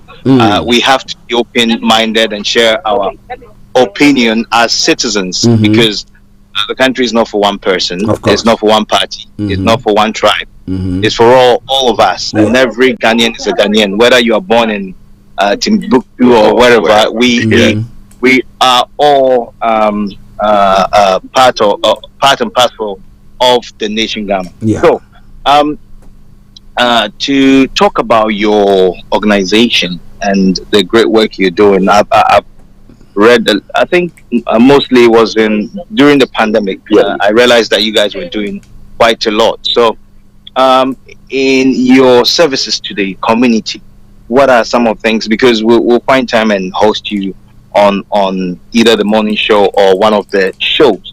If you can summarize because there might be people watching us live across the world or across the nation that want to know what you do. If you can simplify it for us. Gina Development Foundation in UK and Ghana. But in the UK, as I said, we promote our cultural values, whereby we do drumming and dancing, education, languages, teaching our children, especially those who don't have the privilege of going back to Ghana every time, to know our culture. And as you said in the program, we still do it. It's a weekly project that we do. That is we serve community the food up to now. Since COVID, we still do it every week on Thursdays. Where we serve. We work with the West Croydon Methodist Church. In Ghana, it's basically we have projects like the self-work projects, and we have a farming project. Plus, we have Ghana is basically on trying to deal with people surviving before we deal with the other stuff. But some people who have survived, we're dealing with getting them on their feet and the problem. That's why we have self-help project that we're doing. Many camps, people have about 300, 2 at the moment. Okay. So far it's not bad, but it's just about people supporting the community, supporting whichever way they can. That's all. Okay, so how is funding like? That's a key. Very difficult. Very difficult. And I always tell people I'm a footballer. Whether you don't pay me, I love playing the game.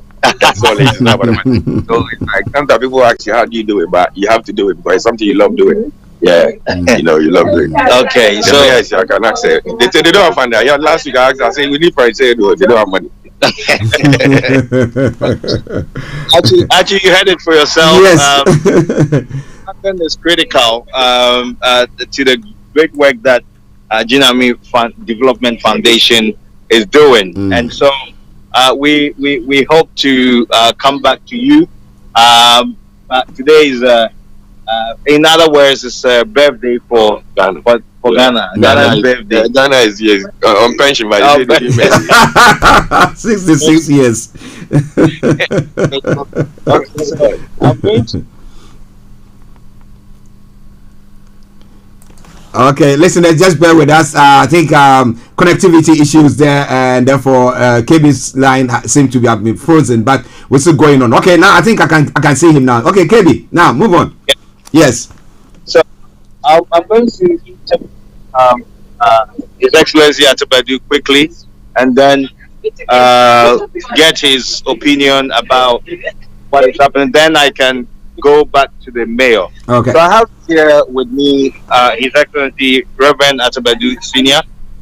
He is the leader and founder of Zoe Christian Center, based in East London, West Ham Lane to be precise, Stratford to be precise. Okay. So, Reverend, Your Excellency, welcome to Starr Radio.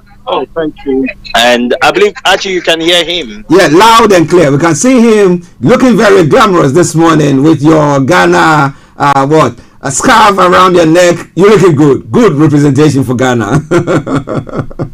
Yes. So, they are celebrating, and I believe that there should be a reason why they are so keen to celebrate. But very, very, very, very. The grammar is failing me as to how this whole Independence Day, some has suggested that we should put it off, but I want to take his view and welcome again, Your Excellency. Should Ghana be celebrating Independence Day? We have to celebrate it every year. Why? Because we have freedom. Freedom does not pay the bills. Yeah, but we keep paying the bills also every year. I am so happy and I'm proud to be part of this, because remember that the time that we were young, we used to go to march past and all these things, and it's making us happy. So we have to keep doing it. Okay, but you see, you are not a politician. If you were a politician, I would have pushed you. I would have given you a very, very tough time. Very tough time. The other thing is that this is being celebrated. This ceremony is being held in more or less in a foreign land, and we appreciate that. I had the opportunity of interviewing the civic mayor last night, and she expressed the joy to have all communities brought together through these kind of ceremonies. Now, in a foreign land, do you, because I also asked her about diversity, do you do you feel the inclusiveness in the community? Yes, I feel it. because I think this is the first time in Croydon, if I might get it right. Yeah. But in Newham, we do it every year. Okay. Over 10 years, every 6 March, we celebrate, we raise the flag, and after that, they just throw party on us. Which is, it helps Ghanaians around and even Africans in general to come and celebrate. Okay. Yeah. Okay, so it's been happening in Newham for the last 10 years, actually. Yeah. Which makes it a bit strange that over here this is the first time we haven't to celebrate it. So we have to appreciate that fact. Now, in terms of the Ghanaian community, do you believe that we can, in times like this, we can be coming together to do something more than just celebrating? We have to come together and actually make the connection. At least we have to at least get our links and also know more about ourselves. That's very important. Because like I'm saying, Newham, when you go there, you can see a lot of Ghanaians that does not come out. But on that day, they all come out and share their views with the mayors and also the other cultural groups as well. So I wish that it's good for us to come out. Okay. And before you leave us, your message to our viewers across the world, Ghanaians especially, with regards to the Independence Day.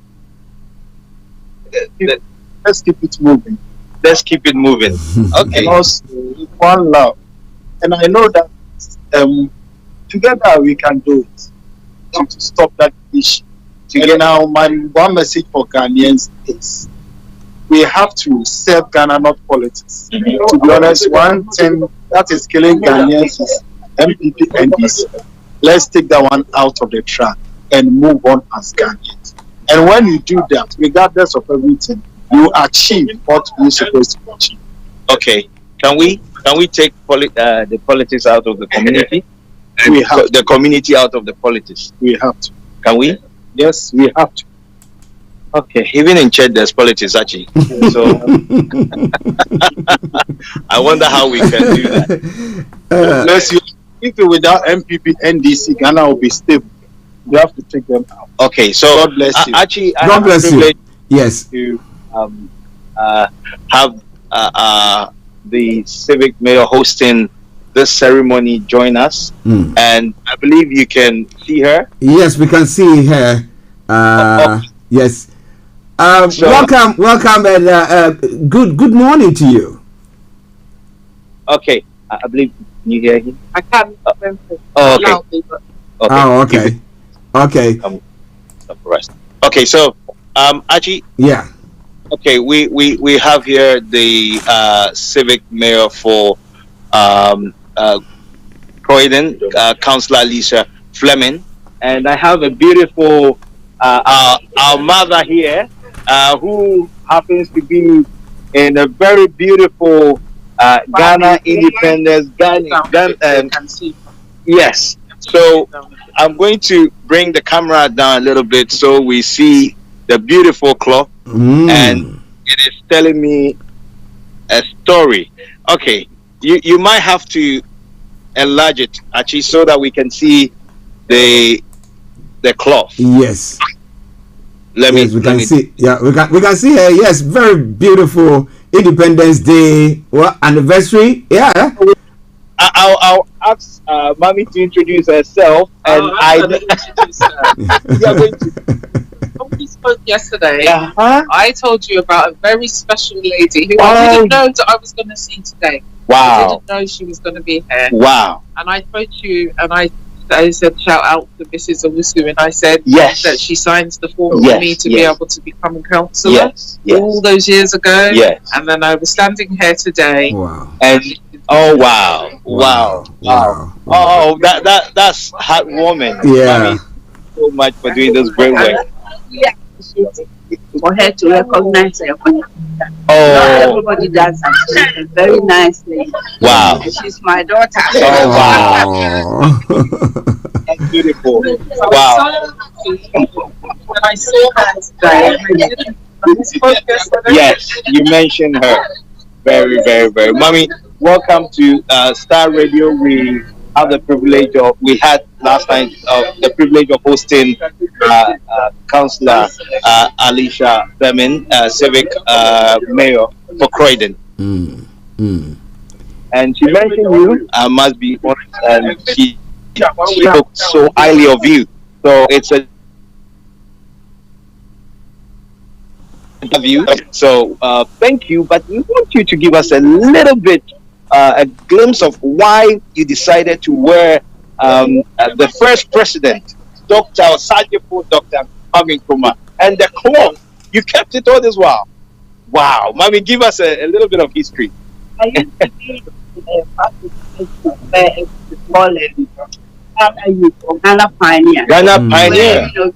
Go there and then we work for him. And there is a song that is outstanding. Whilst we pioneers keep on watching all through the night, because you were helping and doing everything. So when I heard that Lisa, my daughter, councillor, was organizing, I said, yes, I will just come and say a big thank you for recognizing that. Wow. That is why I came. Wow. That's beautiful. And Mommy, can you please give us your full name? My name is Alice. Alice Owusu. Oh, wow, lovely. So I'm going to take a picture with you, and I'm going to show it to my children. I'm going to frame it, because I'm young, so I did not have the privilege. Even though it will shock you that I was named directly after Kwejo Botu as my grandfather. So I'm part of the independence movement. That blood is in me, So it's a real privilege to have you.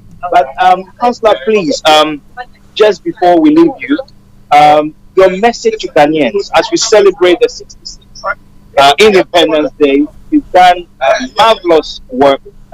This is the first time in Croydon that we're having this. We appreciate you for that. Thank you for the great work you've done and you keep on doing. But your message to Ghanaians as we celebrate this day, please. My message to Ghanaians today is, first to say thank you. Thank you for the contribution that you play towards making Croydon the fantastic place that it is to live and to raise a family. But most importantly, it is to say that what divides us is also what makes us great, and our diversity.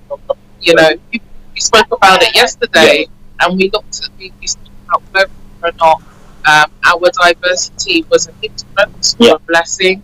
Ghana is a fantastic place. It's full of such culture and such vibrancy. And Ghanaians in the diaspora are some of the most kind people I've ever met.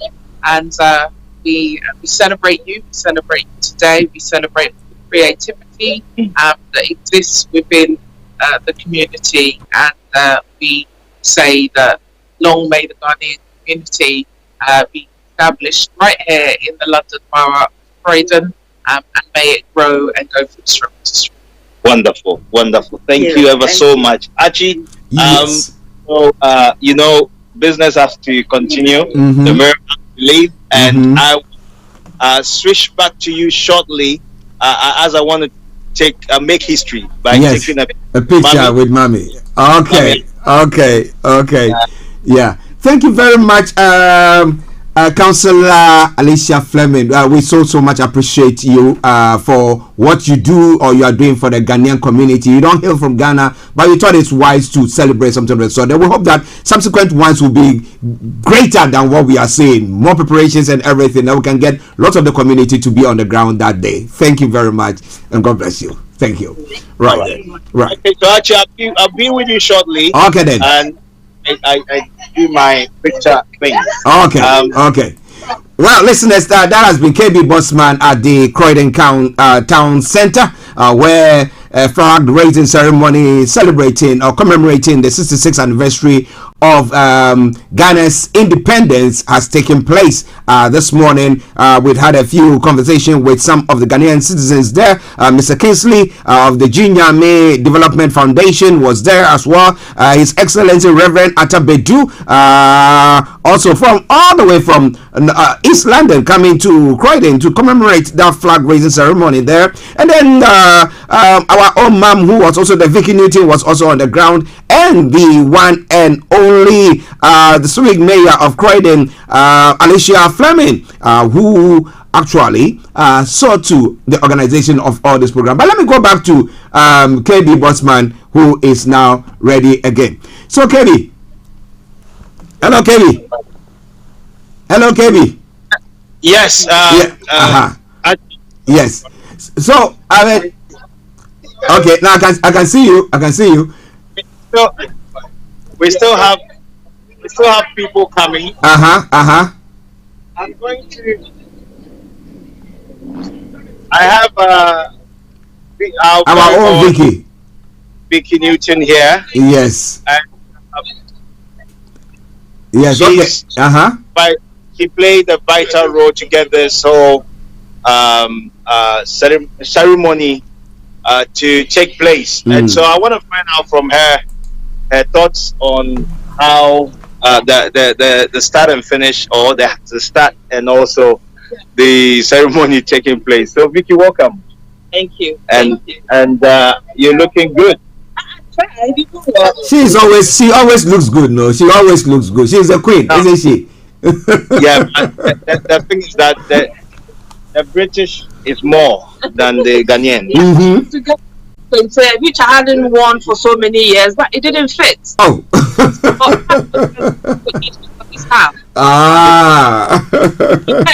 You know? So I think next time I'll just get something that fits. The truth of the matter is that she's been indoctrinated to become more British. Oh yeah. So he finds it difficult to stretch. All right, we'll catch up and we'll get you on. Yeah. Okay, so Vicky's here. I mean, most of the people are gone now, but I believe that it was a good ceremony, bringing the community together. So, what are your thoughts, and how did you find the whole celebration? Yes, I'm very proud to be a Ghanaian. Okay. And for a whole borough, recognizing Ghana's independence celebration for the first time, I think it's an achievement.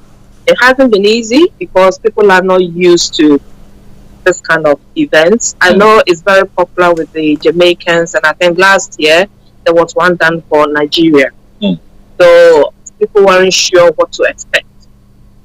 We tried our very best to get a lot of dignitaries to be part of it, but I think the problem was it being a working day, Monday, so we couldn't get those dignitaries. But I'm very happy people were here to take pictures. They were so excited to Ghana back. Organization, Mr. Bossman has because people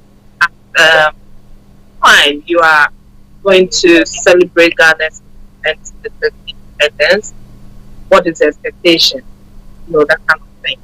But I was very, very glad the UN Ambassador for Peace, Reverend UN Peace Ambassador, UN Peace Ambassador, you know, gave a long history from when Ghana got independence, mineral, so the history. People were so intrigued, and when he finished with the history of Ghana, everybody just, you know, started clapping. And you realize that there's been some interest. People would like to know more. And like Councillor Alisa said, Fleming said, we'll be having a fundraising dinner event, and I did mention it at today's event. Everybody's looking forward to what this event is going to be, and I know it's going to be very powerful. There's going to be drumming, dancing, you know, everything Ghanaian. Okay. Yes, so I'm so excited and proud that the event was successful. We were expecting a large turnout, but we are. Maybe people heard that it was going to snow today. That could be. Yes, the weather as well. But as Vicky said, I believe that it's a good step. Possibly, the only downside is that the mayor said that he has a 1-year mandate. So next year, Okay, interesting. But it's something that she started. It's a good thing that she started. So if somebody, the one who's going to take over, sees that it was a good cause, why not? The person might pursue that. So let's keep fingers crossed. I know that Vicky's done very well because the organization was a tough one, a very short time, and you needed to do that. And more grease to your elbow. You are our queen, so we know that. It's very true. Just that. The Ghana High Commission, High Commission, these are some of the functions they are here for. That is one of their that is one of the reasons why they have to show up or turn up, and they've got representatives that they could have sent. Yeah. So, some of the things that we take it up to them because it's taxpayers' money that is being used in looking after them.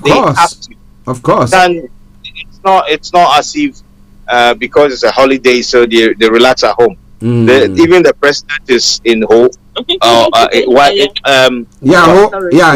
Volta region, something like that. It tells you that even on Independence Day, the executive has to work, and they are part of the executive, so they have that responsibility to turn up, show up, and contribute to ceremonies just to help enhance and enrich the Ghana culture and the image of Ghana as well. So very vital, very important that they have to. Possibly have. I would also like to take this opportunity. You know what? This would not have been possible. I have to be very honest. Without Starr Radio UK support, you have been there for day one. It got to a point I wasn't really sure how this is going to turn out, but with the support of Archie, KBA Bossman, we were able to make this happen. So my greatest appreciation to you guys. Thank you. Thank you. It's a big player as well, Alisa. Thank you to all of you, our listeners. I just bear with. It seems that because actually you had it from the. Actually, I've not been responding to your comments about she's our queen, because as long as I live on this earth, it will never happen.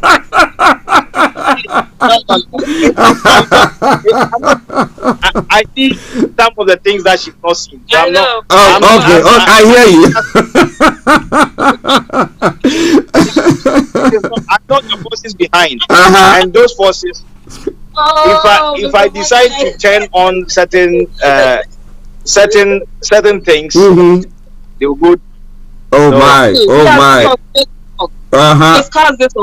Yes, we'll discuss that on Faith Talk. We have to do that. Thank you very much. But before you guys go, now, do you think that there is the need for this celebration? I mean, forget what we did in Croydon. It's the first time that we are doing it, so it's very, very good. But as a country, Ghana, do you think, and this time where we have gone calabash in hand, begging, saying that we don't have money in the country, why couldn't we take a leaf from the book of the Tanzanians, where in the back, some couple of years ago, we have Magufuli saying that, look, the country is dead broke. So you know what? The money is that we're going to use for all this organization. Let's use it to maybe do some developmental project get something for the hospital or something. Do you think that we should have done something of the sort, or just go around just celebrating as they are doing at the moment at Ho and other regional head offices? Do you think it's worth doing that? I'll let Vicky go first. Vicky. In Ghana. When it comes to politics, I just want to sit on the fence and watch. But people are of the opinion. I've been listening to a lot of comments on, the Ghanaian radio stations this morning. A lot of people feel that with the hardships going on, we could have used that money, to help in certain areas that Ghanaians are in need of. But this event has been going on in all the regions, and it's the turn of the Volta region. If they decide not to go ahead with it, the next time when you decide to do it, probably in Greater Accra region, Volta region might say, when it was our turn, they said that, okay. They will feel that, why did you listen to the masses and allow for this not to happen? But when it was 2024, we did it in Greater Accra, or whichever region they decided to do it. So because they've already started with it, let's continue so that any region would not feel like they've been left out of the celebration. That is what I think. But that's wise. That's a wise saying there. Looking at that, and have it when things are okay. For us to have it in the Volta region, maybe next year. That's a great idea. Yeah. Okay, Kevin, what do you really think? I'll say two things. I have a straightforward answer, but Yeah. Okay. The first thing I'll say is that I like the idea of moving it from one region to the other. Yeah. It helps.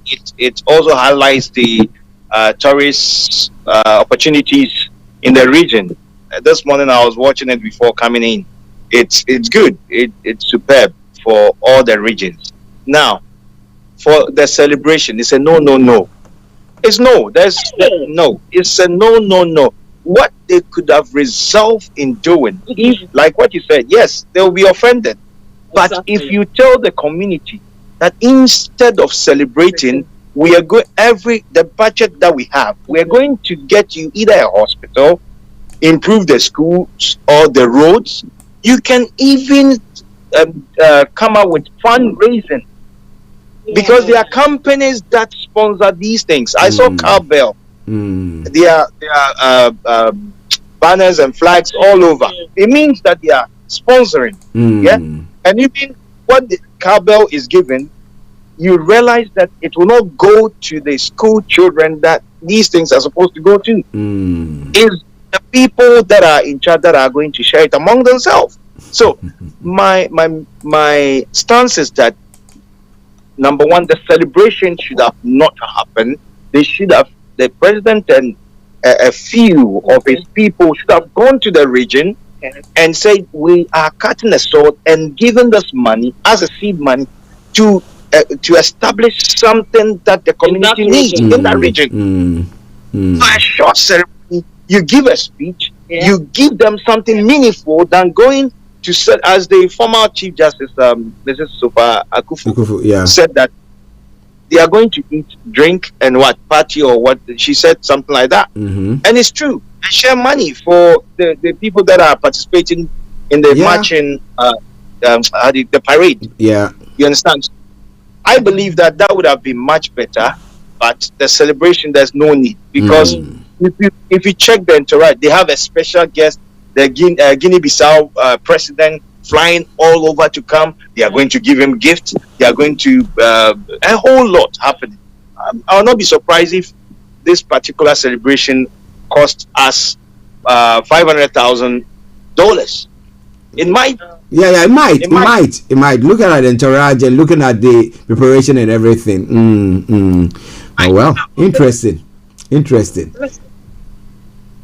That's the thing. But you see, their mind to doing something, no matter what the matter says. You see, as Vicky said, yes, the Volta region, the current government, the MPP government, and the Volta region, because of votes, they wouldn't want to offend them. They will feel offended that it is their time. And I was listening to the, the commentators for the program, and when the president was coming, he was delaying, and they were trying to sort of get the people to celebrate to welcome him, and give him all kind of nicknames. And at the end of the day, if you have gone in, had a meeting with the chiefs and opinion leaders, and make them understand that, listen, we want to establish something better because we are in difficult moment. And as you rightly use, Archie, the late president of Tanzania, Magufuli, yeah, him saying that, you know what, they did not celebrate. And even the current president did the same, I think, last year. You understand? I said, what is the essence of celebrating? Whilst people are in need. People. I think Bossman has convinced me. He's convinced you. You know what? There was no need. They could have turned it into something meaningful for the people. Yeah. You know, yeah. They could have turned it into something meaningful. Wisdom is profitable to direct. Yeah, of course. And that they should have done that. They have advices, but for political gain, you know, they went on to do so, this. Well, yeah. Well, listeners, those are my gentlemen, the team on the ground, KB Bossman and Vicky Newton, who brought you the 66th Ghana Independence Day celebration, the flag raising ceremony that took place at the Croydon Town Hall. But before we leave them, let them go and continue with the celebration. That's Bossman with the flag. The thing is that Vicky was asking you, actually. Yes. That was your take. What's your take? Yes, my take. I mean, with a celebration in London or in Croydon, I say 100%. That is a good one. We need to do that because we need to create awareness for ourselves. But back home, as KB was saying, I agree with you 100%. The celebration shouldn't have taken place. We are virtually calabash in hand, going round begging for people to forgive us our debts. So why do we go spending what we don't have? So they could have used that money for some project for the community that they are in. If you don't want to, we don't want to have the celebration in Volta region. You say, you know what, we are building a school, or we are doing this thing for the community. So the Voltarians will know that you did something for us with that money, rather than coming to sit there and all that, and the next moment leave the place and they'll still be in that same difficulty that they find themselves in. So I think that I don't think they thought it through very well. Maybe some advisors next time have to contact somebody like Vicky and KB Bossman for them to direct them. Maybe Vicky is closer to them than me. So okay. Okay. The truth is coming out now. You know why I'm saying that? She's closer. So yeah. So I'll leave it like that. And thank you. Thank you very, very much. Have a lovely day. Yeah. All right then. Okay then. Bye. Bye. Wow, listeners, that has been KB Bossman and Vicky Newton, with all the Ghanaian Ghanaians who took part in the celebrations this morning to the afternoon of the Ghana 66 Independence celebration event, the flag raising event that took place in Croydon. I mean, I was saying that earlier on that it is a creation of awareness. The Ghanaians are also here. We're doing something, and for the fact that the civic mayor could also actually appreciate the fact that we are here and recognize Ghanaians there and raise this flag is something good there. So we're going to take the Ghana national anthem and a couple of patriotic songs from there. Then we come back to have a look at some of the other stories making the round. As I did say, I apologize sincerely to our Nigerian listeners where Mr. Olayomi Koike would have brought you the updates from Nigeria, but because of the celebrations we had to put that one on hold. But tomorrow, God willing, he's going to be in here to bring you that as well. But the lines are open as well if you want to hop in to, I mean, given the reasons, do you think that it's worthwhile celebrating Ghana's independence anniversary at all? As we've been saying, I've passed my comment about it. I was asking, do you think it's worth celebrating at all? Let us know what you think about. The numbers are 0208-133-2257 or 58, 0208-133-2257 or 58, or if you happen to be in US, Canada, or the Caribbean area, it's 001-718-303-2737, 001-718-303-2737. Text or WhatsApp us, and this is 075-3966-1744, 075-3966-1744. Our Twitter handle is Starr Radio UK, and email address is info@starradiouk.com. Let's hear the Ghana national anthem.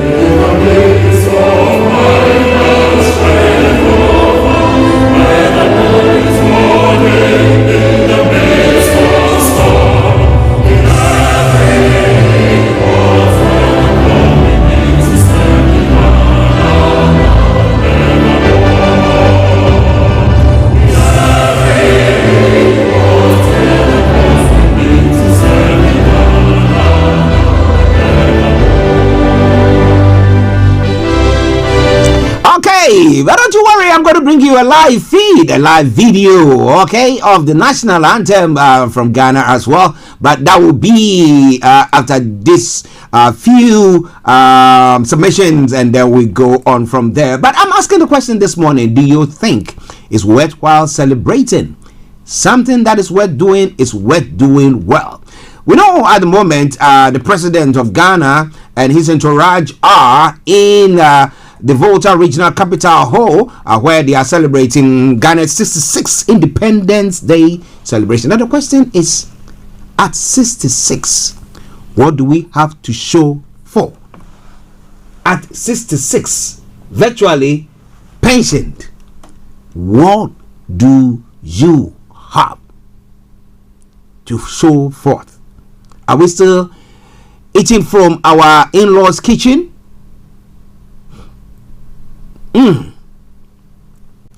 But some are saying that, you know what, at least we are a sovereign state. So what is sovereignty? When you cannot make your own decisions because somebody that you have to go borrow money from dictate the pace of what you have to do because you are not in control of your own self. So what kind of sovereignty do we talk about? And our governance system so far, how has it been for us? Well. Lots more going to be coming your way.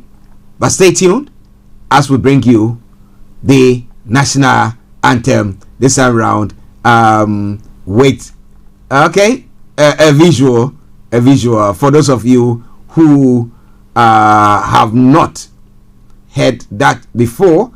I'm trying to line it all up. It seemed to okay, just bear with me whilst I try to do that.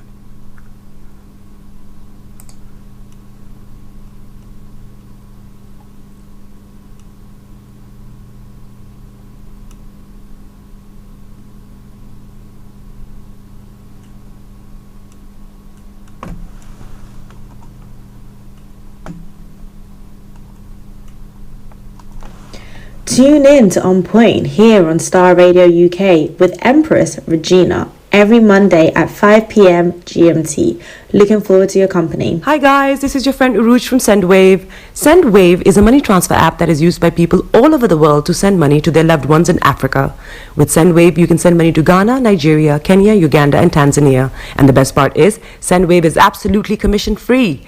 Our exchange rates are excellent. You can see for yourself by checking them out on our website. So how do you use SendWave? SendWave is an app that you can download onto your phone from the App Store or Google Play Store. The app is free to download. After downloading it, just open the app and enter your name, email, and phone number. That's it. You're good to go. Make sure you use the promo code SR. S for Star, R for Radio. This promo code will give you £5 free credit to send to Africa on your first transaction. Your money will be delivered to your recipient within seconds. Feel free to call me on 074973 77647 at any time. I'll be happy to tell you all about SendWave.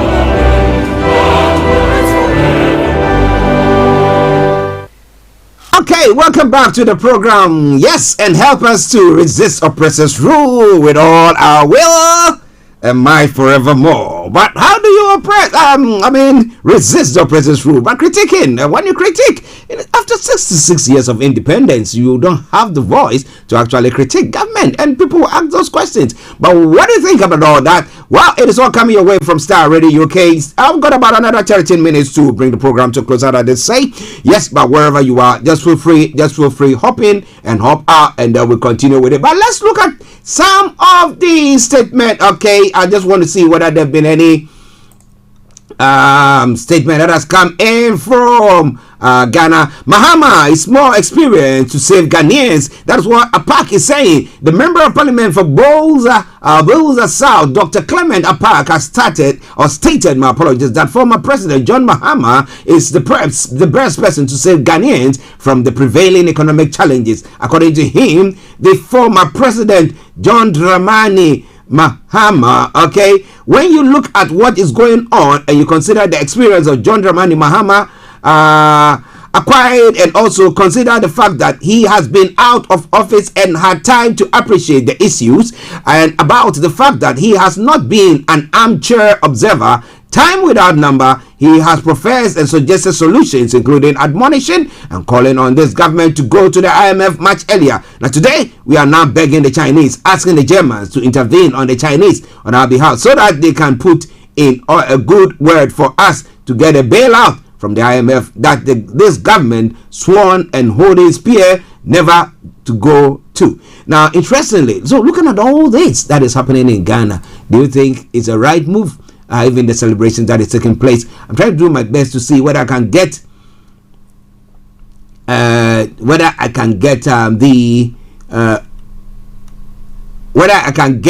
the president's speech from Ghana as well. Just bear with me. I'm doing my best to see whether we can bring you that stream from Ghana. It will be difficult to do so, but I'll be doing my best to see that. But on the 6th of March 1957, Ghana gained independence from its British colonial rulers. The path to emancipation was marked by many struggles, with many nationals laying their lives for their country's emancipation. As a result, Ghanaians set aside the 6th of March each year to commemorate its independence and take stock of the country's progress.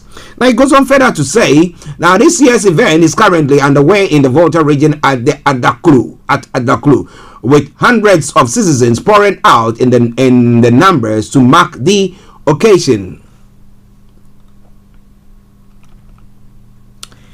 Okay, we have the military at the moment rehearsing rappelling from the helicopter by troops from the 64th Infantry Regiment, and a few of the celebrations going on there as well. March past going on there as well. But well, that's quite an interesting time in Ghana. But the question is, as we were discussing earlier on, do you think there was a need for that celebrations? Why couldn't we use that money to invest in something for the community, especially in these times? Now, after these ones are sitting there, are you going to give them all what, £1,000 Ghana or what? But if we had invested in, let's say, a school block, let's say a community, let's say a hospital or a clinic, sort of something for them, wouldn't that have gone a long way for them? But somebody say, what is worth celebrating is worth celebrating well, and therefore if they decided to go on that path, now why not going on to celebrate it? And that seems to be exactly what is going on at the moment. But it's all coming away from Starr Radio UK, your favorite African and Caribbean radio station in London. Now, so some of the background. On March the 6th, 1957, exactly 66 years ago today, Ghana declared its independence from colonial ruler after several decades of under British governance. But it was not until some 3 years later the Ghanaians assumed full reins of government, with an actual government made up of Ghanaians as leaders. Thus, Ghana became a republic on the 1st of July 1960. But prior to becoming a republic, Ghana under Prime Minister Kwame Nkrumah, who later became the country's first president, had to take steps to define the constitution and the governance structure of the nation. Consequently, on the 6th of March 1960, Dr. Kwame Nkrumah addressed the Kwame Nkrumah's address to the country on the occasion of the country's third independence anniversary largely outlined a roadmap designed by his Convention People's Party in bringing Ghana to full republic status. Well, after that, we've had events of coup d'etats that have taken place. A few coup d'etats have taken place, and then now that we have a civilian rule or democratic rule now for almost 32 years. Okay, let me call it 31 years on. Do you think we are doing what we're supposed to be doing? So if we are, then how come that now we are cap in hand going and borrowing outside and begging the Chinese through the Germans, saying the Germans to put in a good word for us in these dire times? But well, what do you think? The president will be giving his speech, but I promise you one thing for sure: we'll try to capture that, a summary of it tomorrow once we come on air. But now let's go. One more, a few other stories making the rounds in other parts of the world, and this around here. My apologies. Okay, all right.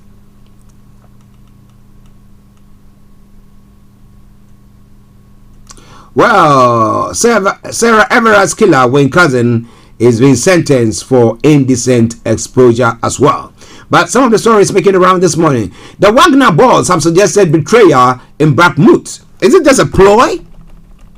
The head of the Russia's Wagner private army has said it's not getting the ammunition it needs from Moscow as it seeks to gain control of Bakhmut. Now, Russian troops from Wagner and regular Russian forces are trying to seize this eastern city from Ukraine. But Wagner boss Yevgeny Prigozhin has complained of a lack of ammunition, saying it could be ordinary bureaucracy or betrayal. Relations between Wagner and Moscow seem increasingly tense. The Wagner group has tens of thousands of troops in Ukraine. Now, some recruited directly from Russian prisons and has become a key part of Moscow's invasion.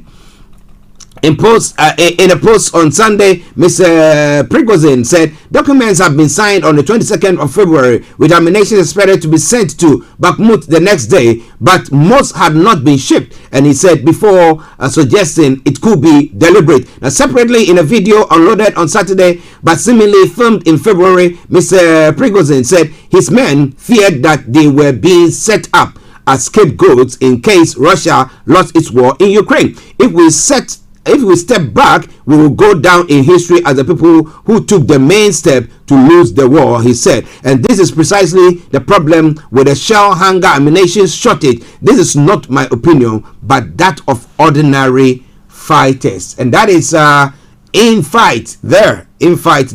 Quite a scary one. But it's all coming your way from Starr Radio UK, your favorite African and Caribbean radio station in London. A huge fire is being investigated at the world's largest refugee camp. The blaze in Bangladesh has left at least 12,000 people, mainly Rohingya refugees, without shelter. It's one of the stories. The South Korea to pay victims of Japan World War II forced labor. My goodness, reparation? Well, when can Africa receive some reparation for the slave trade that took place? We've never been given anything of the sort. We say it, and they say, we were settling you. People need you were overpopulated, and we needed to take you out, and we bettered your life. Really? All right then. But well, South Korea is to compensate victims of Japan's wartime forced labor. The story says South Korea has controversially agreed to pay compensation to its own citizens who were forced to work in Japanese factories during the World War II. Now, Seoul proposal aims to resolve a colonial grievance that has long hindered relations between the nations. Now, officials on both sides hailed the proposal as a breakthrough on Monday, but Korean victims have criticized the plan, saying it does not hold Japan accountable. About 150,000 Koreans were forced to work in factories and mines in Japan in the war due to Japan's colonization of Korean Peninsula from 1910 to 1945.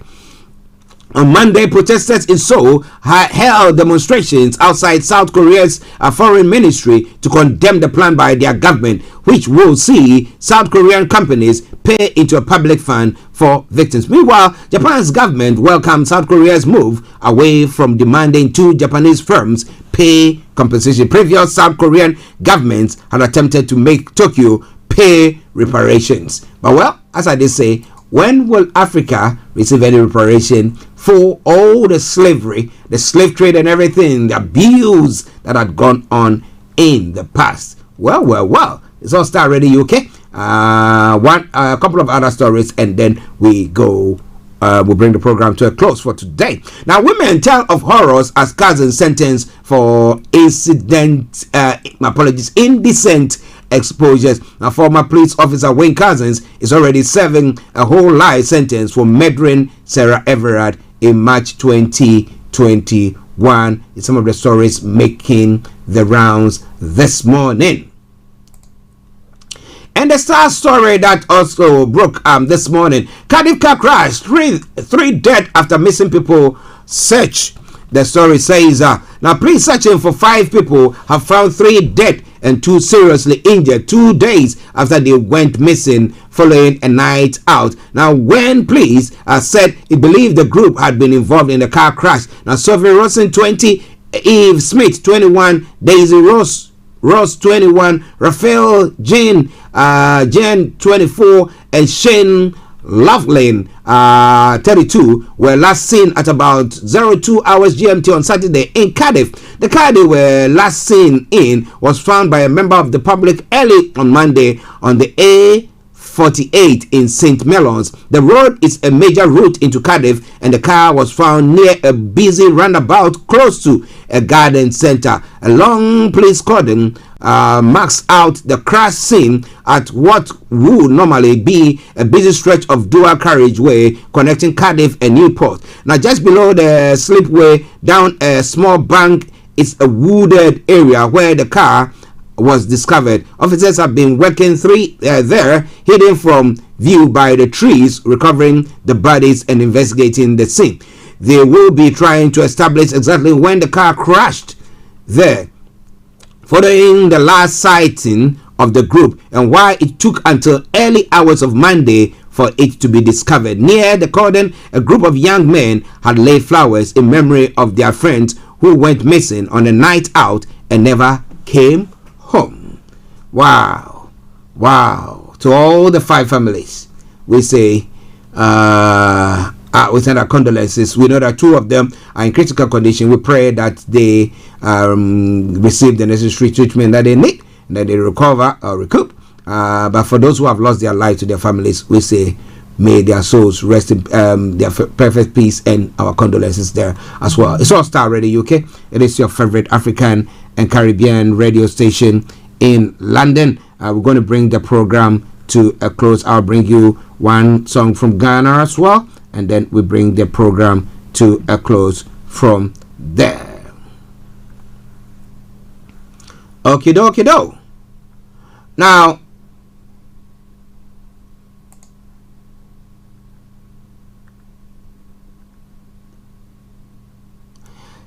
no great contact during Partygate reports.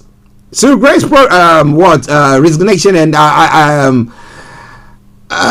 being appointed to work with Sakia Starmer has ruffled lots of feathers. But the story says that Sakia Starmer has said he had absolutely no contact with Sue Gray as she prepared her report into the COVID lockdown gatherings in Downing Street. But the Labour leader repeatedly declined to say when he first approached the ex-senior civil servant about becoming his chief of staff. Now, Ms. Gray, who quit her job on Thursday, will lay that out, he said to the LBC. Now, some conservatives, including Boris Johnson, have argued her proposed move undermines her Partygate conclusion. Now, Ms. Gray is due to tell the Government Appointment Watchdog Advisory Committee on Business Appointments, that's ACOBA, on Monday when she first had talked about the Chief of Staff role. An ACOBA spokesperson said this was a confidential process and no statement will be made until a new job was begun, when its advice on an appropriate waiting period will be published. No time scale for the process was known, she added. So, was she biased? Was she influenced by the fact that she was going to join Keir Starmer's team, and therefore will have to do everything possible to weaken that of the Tories, or bring the premiership of Boris Johnson some way somehow down? What do you think about all that? Well, this all come your way from Starr Radio UK. It is your favorite African and Caribbean radio station in London. My apologies, but this is where I have to bring the program to a close for today. I'm going to bring you one other song from Ghana as well, but that'll be after this commercial break, and then we will call it a day. So wherever you are, stay tuned. Don't you go away.